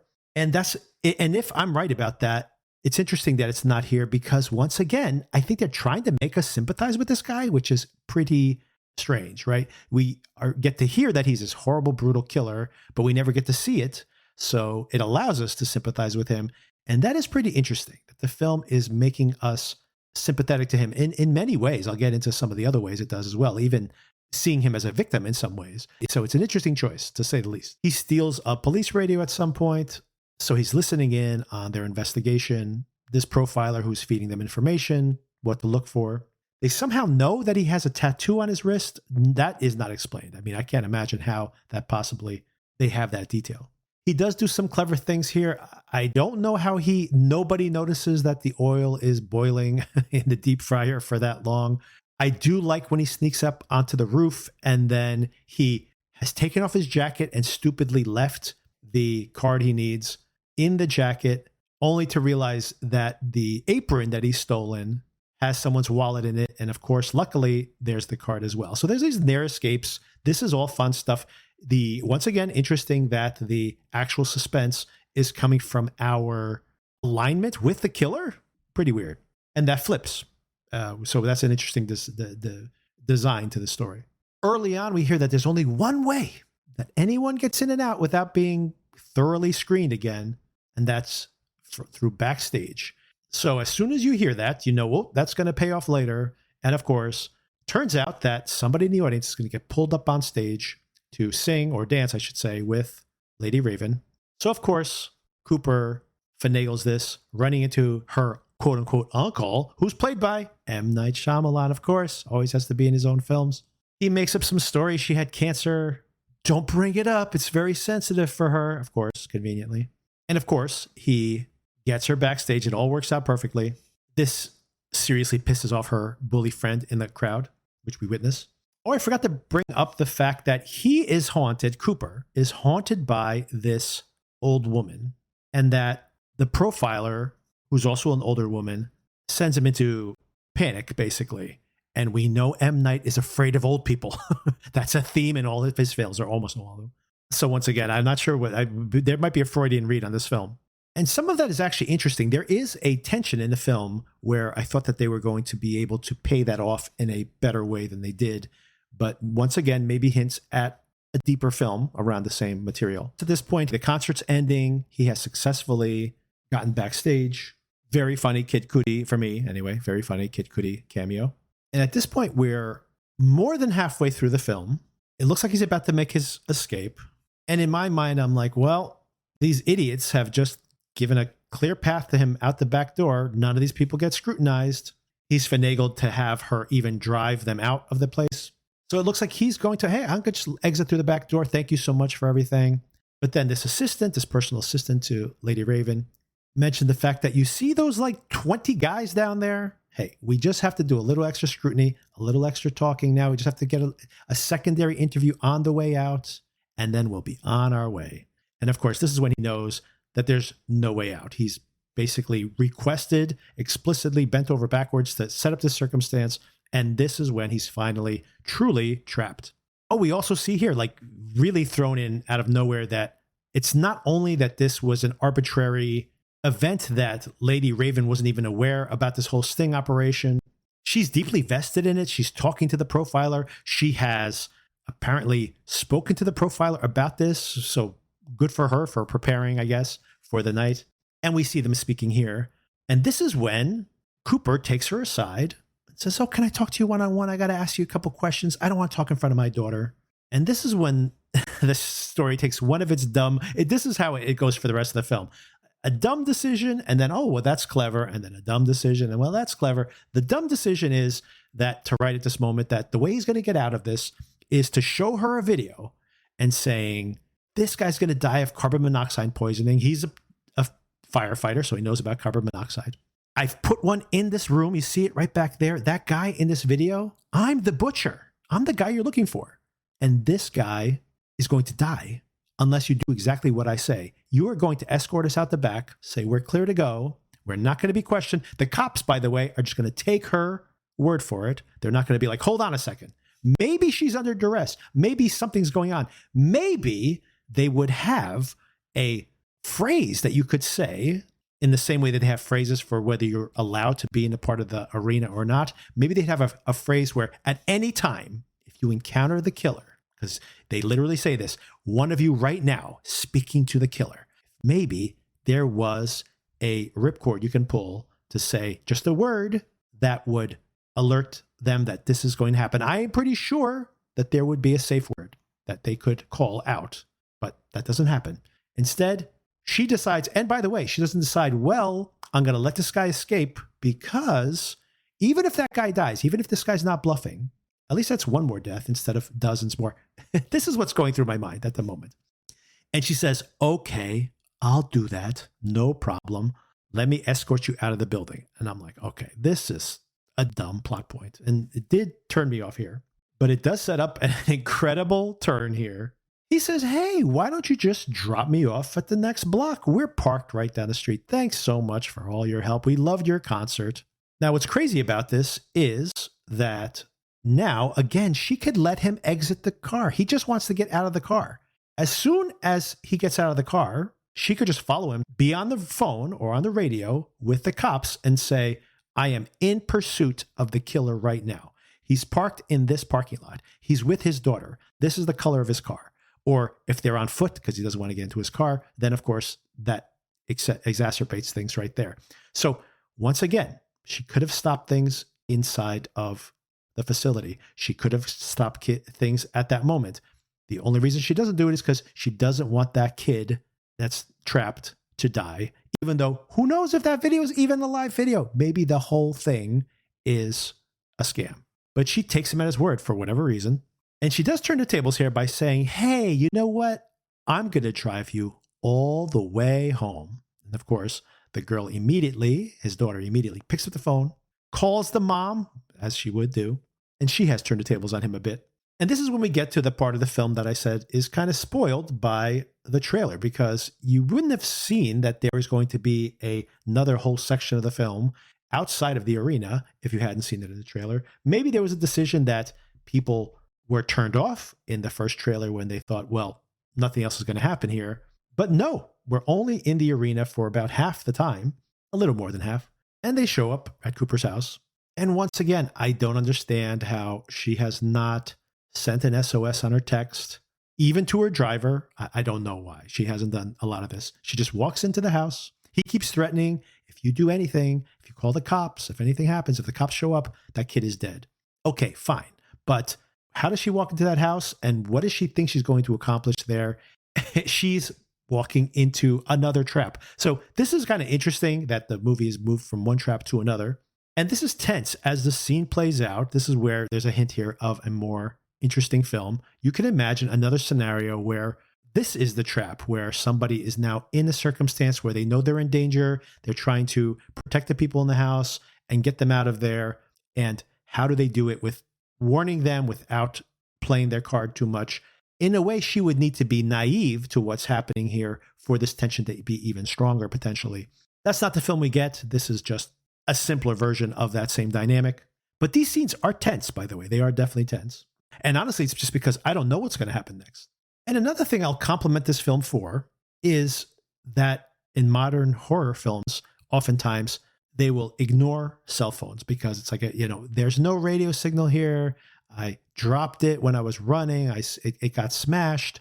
Oftentimes we have to remove the cell phone from the circumstance to move the plot along. And what I'll say is this film is the opposite. Everything is so technological. Everything is so cell phone based. We have Josh Hartnett saying, you can't say anything right now because I can remotely kill this guy on my cell phone. Second cool thing that happens with the phone is when she invites the daughter, Riley, I think her name is, to sit by her and play at the piano together. Just one more song before she leaves, because he's definitely trying to get her out of the house. And honestly, you have to assume that there's a real chance that he's trying to kill his family off here. So they may be in danger as well. Like the movie The Stepfather. Better to kill them off than let them know his true identity. And she steals Riley's phone. Importantly, because she says, hey, let's take a selfie. Riley can't find her phone. So of course, she grabs Dad's phone. Let's just take a couple of photos. And then she jumps into the bathroom. She now has 3 phones, by the way. She has her phone, she has Cooper's phone, and she has the daughter's phone. She goes onto the app. She starts asking. I'm not sure why there's two-way communication on this murder app. I guess it's, I guess it's just like a nanny cam or something. So I guess the technology is not as nefarious, despite the logo for this thing. It's not just for serial killers anymore.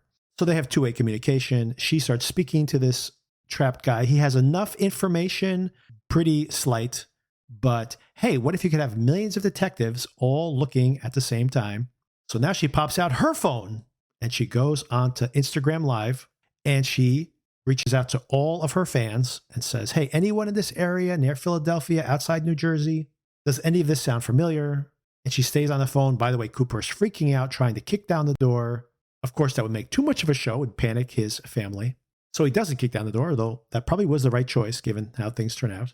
And she stays on the phone until somebody, one of her fans, says, I'm on my way. My uncle's with me. We're heading to the house. We're going to go check it out. And when the door opens here, finally, Hartnett gives a really good performance. You just see him trying to keep things together. This controlling monster that's so used to keeping everything so well defined. And it's as if we see him in a really imposing light for the first time. This is very well done, I think, by his performance and the way he's photographed. By the time he looks at the app again, this happened very quickly, by the way, the victim has been released, has been rescued, and he decides the jig is up, and he's going to take Lady Raven as a hostage, probably for leverage later. And here's where we realize that Lady Raven has done her homework. And like I said, there's a lot of acting required here on her part. Surprisingly, that she would become so central to the plot here, even beyond the being on stage. She's been coached by this profiler that he probably had a domineering mother, and she starts to play the part of the mom and simultaneously reach out to this compassionate side of him potentially. Not sure how this profiler knows that. Well, maybe he knows he has a family now. He's a family man now. So there is a paternal side of him as well. And Hartnett plays this pretty well. He is both acknowledging the fact that you are messing with me, get out of my head, I know what you're trying to do, but it is still throwing him off a little bit. And this is actually a pretty effective scene, especially on his part. And then we think, well, here it is. The movie must be coming to an end. And the only reason I think that, by the way, he lets her go. She's with the family now. He walks back into the house and closes the garage door. The family obviously is freaking out about the circumstance. And the dumbest cops in the world, again, are surrounding the house. They can see him through the windows. He's washing the dishes. His OCD's kicking in. And it really does feel like, well, this is where it's going to end. Even though I knew right away, I'm like, well, he's going to blow up the house or he's got some other escape. Speaking of that Silence of the Lambs reference, here's at least one place where they're trying to make this connection to Silence of the Lambs with this escape. They don't pull off the brilliant escape sequence from Silence of the Lambs, obviously, something they should have tried to emulate more, I think. Not in its details, but in its effect. And for whatever reason, they take a really long time to get into the house. They say, hey, get the family out of here. They don't even have 2 SWAT members in the car. They only have 1. And of course, it's Josh Hartnett. It's Cooper, who has escaped from the house because I thought there might be some kind of distraction in the house. He actually just turned out to have a tunnel that he had that connected him out. He had taken out one of the SWAT team members and, of course, jumped into the car with Lady Raven. She's handcuffed, but escapes using her fame again. She's able to just barely reach the windows, and they're at an intersection. People recognize her. This is how famous she is. She'd be like Taylor Swift or something in this universe. That no matter where she is, people recognize her immediately. In defense of the film, the SWAT team's not that incompetent that they completely lost it. They immediately know where he is. He's escaped with her, and they show up at the scene just minutes later.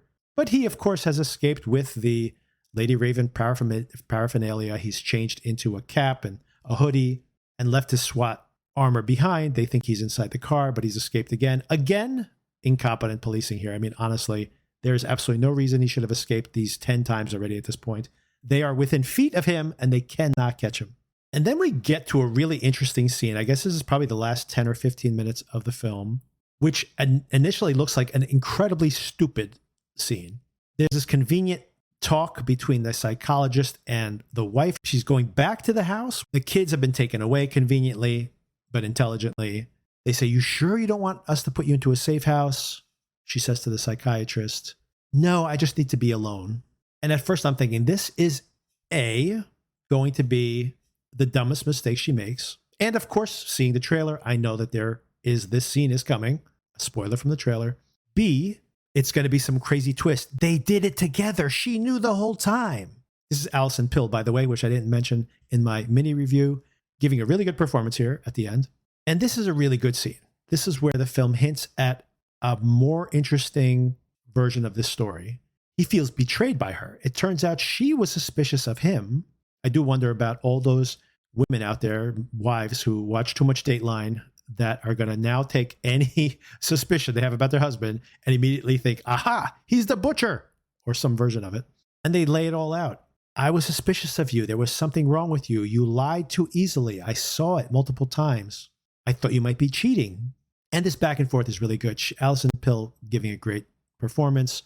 And there are parts, like I said, there's Josh Hartnett leans into this certain version of his performance, which is a little too repetitive. There's the same kind of dead eyes with the grin that you see in the trailer that gets used over and over again. Not only obviously it's the director's choice and the editor's choice, so it's not just him doing that.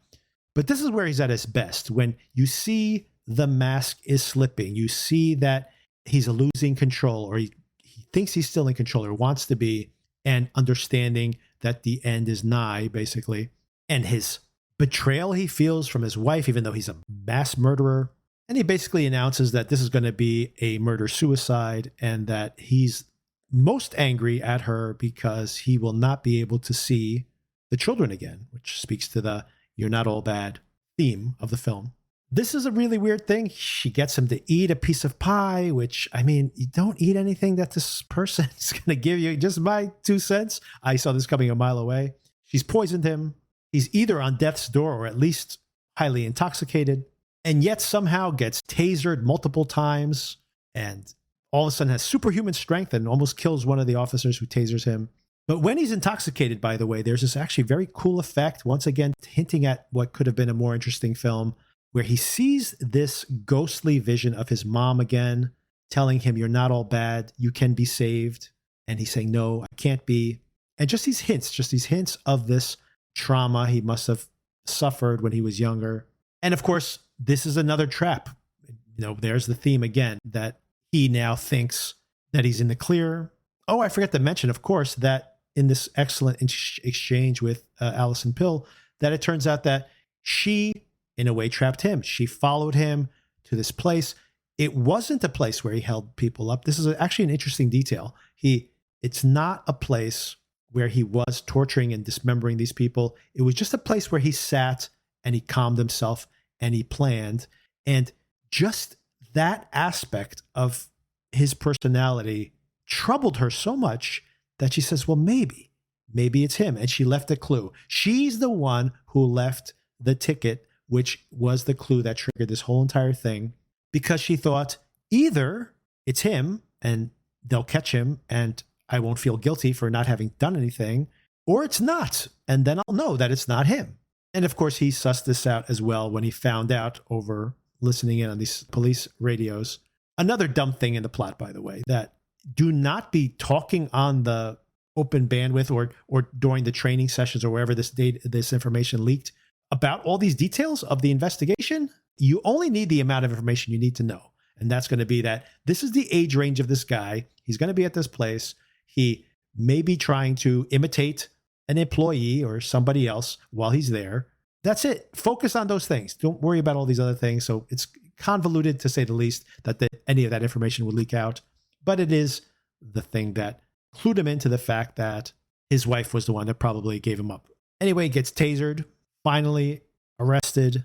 He's in full shackles, and they're about to put him into an armored vehicle when he sees his daughter's bicycle knocked over. Please, just let me fix this one thing, which of course we're supposed to think it's his OCD, but I immediately knew what was going on here. Look, in Silence of the Lambs, and M. Night's making this correlation himself openly when he's talking about this film, Hannibal Lecter's not allowed to get a pen.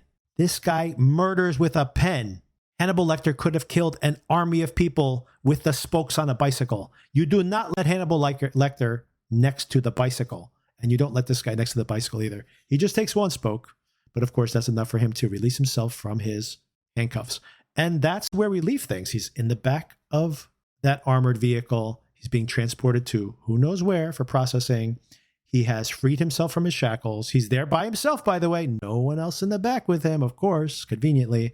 There's no cameras back there either, surveilling him either. So is he going to spring out and escape once again? Are there going to be 15 cops and he's going to be able to take them all out? Who knows? It's all pretty silly, but I had a lot of fun with it in no small measure for its very silliness. All right, a couple things here at the end that I want to call out. Oh, of course, there's a bonus scene, by the way, in the credits. If you missed it, there's a bonus scene where that t-shirt salesman freaks out when he discovers on the news that he had helped Cooper. He's like, I helped that guy. Speaking of the connection to Jordan Peele, he's obviously trying to get some of that finale of Get Out humor in there with Lil Rel, much more effective in that film. So any question that this is supposed to be comedic, obviously we have it answered here to a large extent in that final moment. But I want to call out a couple of things. As I was watching the film, when I saw the Haley Mills character show up, the psychiatrist, at first I thought, wait a second, is she possibly the psychiatrist from Split, Glass, or some correlation? I needed to double check that when I left the theater, because in its tone, this film could very well exist in the universe of Split. And I honestly think the reason that we have this potential redemption arc, that this serial killer can be redeemed, they're still good in you, that I think he wants, M. Night that is, wants to turn this into a recurring character in other films. I predict that if this film is a hit, and I don't know if it's going to be big enough to warrant this, but if it is a hit, I predict that we will see this character extended in the mythology of the M. Night films, because this could very well be, he's very strong. I actually thought at one point in the film, he says that he has a sense, he has an urge, a need to kill. And I thought about the Bruce Willis character in Unbreakable and how he touches somebody and then he can see that they're evil. So could you imagine that somehow this character becomes like a Dexter character where he can use that power not to kill good people, but to kill bad people? And there was even a second where I'm like, well, maybe he is killing bad people and he's actually one of these superhumans, a superhero maybe even, that we saw in those other films. But then when he explained that he had the urge to kill Lady Raven because she's someone who had this aura, this sense of being complete, and that he's a butcher, he cuts people up to tell them that they're not complete because of, theoretically, if we're going to psychoanalyze this legitimately, that he has this missing piece himself, and he wants to remind everybody else that they also do. This does not sound like the power of a superhero, but the pathology of a supervillain, or maybe just a run-of-the-mill villain. But maybe they can turn this power around, or maybe there'll be some other character that can change his behavior in the future. I do think M. Night, if this film makes money, is going to want to extend this universe or even intersect it with the split glass Unbreakable universe. All right, as I'm writing this, it's too early to know how this film is going to perform at the box office. I like to make box office predictions. I feel if audiences connect with this, this could be a $30 million opening weekend, and this could make $70 or $80 million. If people reject it, if they laugh at the inclusion of his daughter, M. Night's daughter, in the film, for example, it could only end up making $50 or $60 million, maybe $100 million worldwide, which is still a hit for a film of this scale. But I don't know if it would be an extended universe style hit, but we'll see. Does it perform like The Visit, or does it perform like Split? Or does it split the difference? By the time you listen to this, some box office numbers should be rolling in. If I'm going to give this film any kind of earnest read, I do think, is this about the way that being a parent changes our relationship to ourselves, that selfishness, that focus on our own internal dramas and drives is subverted by being a parent? I mean, I think that's actually true. So it's an interesting metaphor to put in place here. Is M. Night making some kind of commentary on himself, this OCD controlling director, and how he needs to code switch when he is directing versus parenting? He does not have a reputation, by the way, of being an abusive and controlling director. I think most people who work with him actually say he's very nice to work with. So maybe he's just being self-critical there. But he wouldn't be the first filmmaker, whether it be Hitchcock or in the movie Peeping Tom or Lars von Trier, for example, to make a film in which the director surrogate who torments people for his own viewing pleasure. I just saw Old recently, for example, and we literally have a scene where M. Night is watching the people age and die on the beach in these terrible ways from a distance via camera. So this would not be the first time that a filmmaker, even this filmmaker, has used the connection between a killer and the director who is puppeting these people for his own sadistic enjoyment and ours as an audience. So maybe M. Night's being a little self-critical, self-reflection, or maybe it's just him winking at Rear Window or winking at Peeping Tom or winking at other films in which the director is correlated to a killer and exploring those themes, although very lightly here, I think. All right, mixed bag, a very silly film, entertaining. You can't take any of it seriously for a minute, which is unfortunate. I'd like to see him make something a little deeper, especially after Knock at the Cabin, which was definitely more earnest, despite its failings at the end. But once again, didn't make a lot of money. And if he wants to keep subsidizing these self-funded films, he needs to have hits. And this one's probably going to be a lot bigger.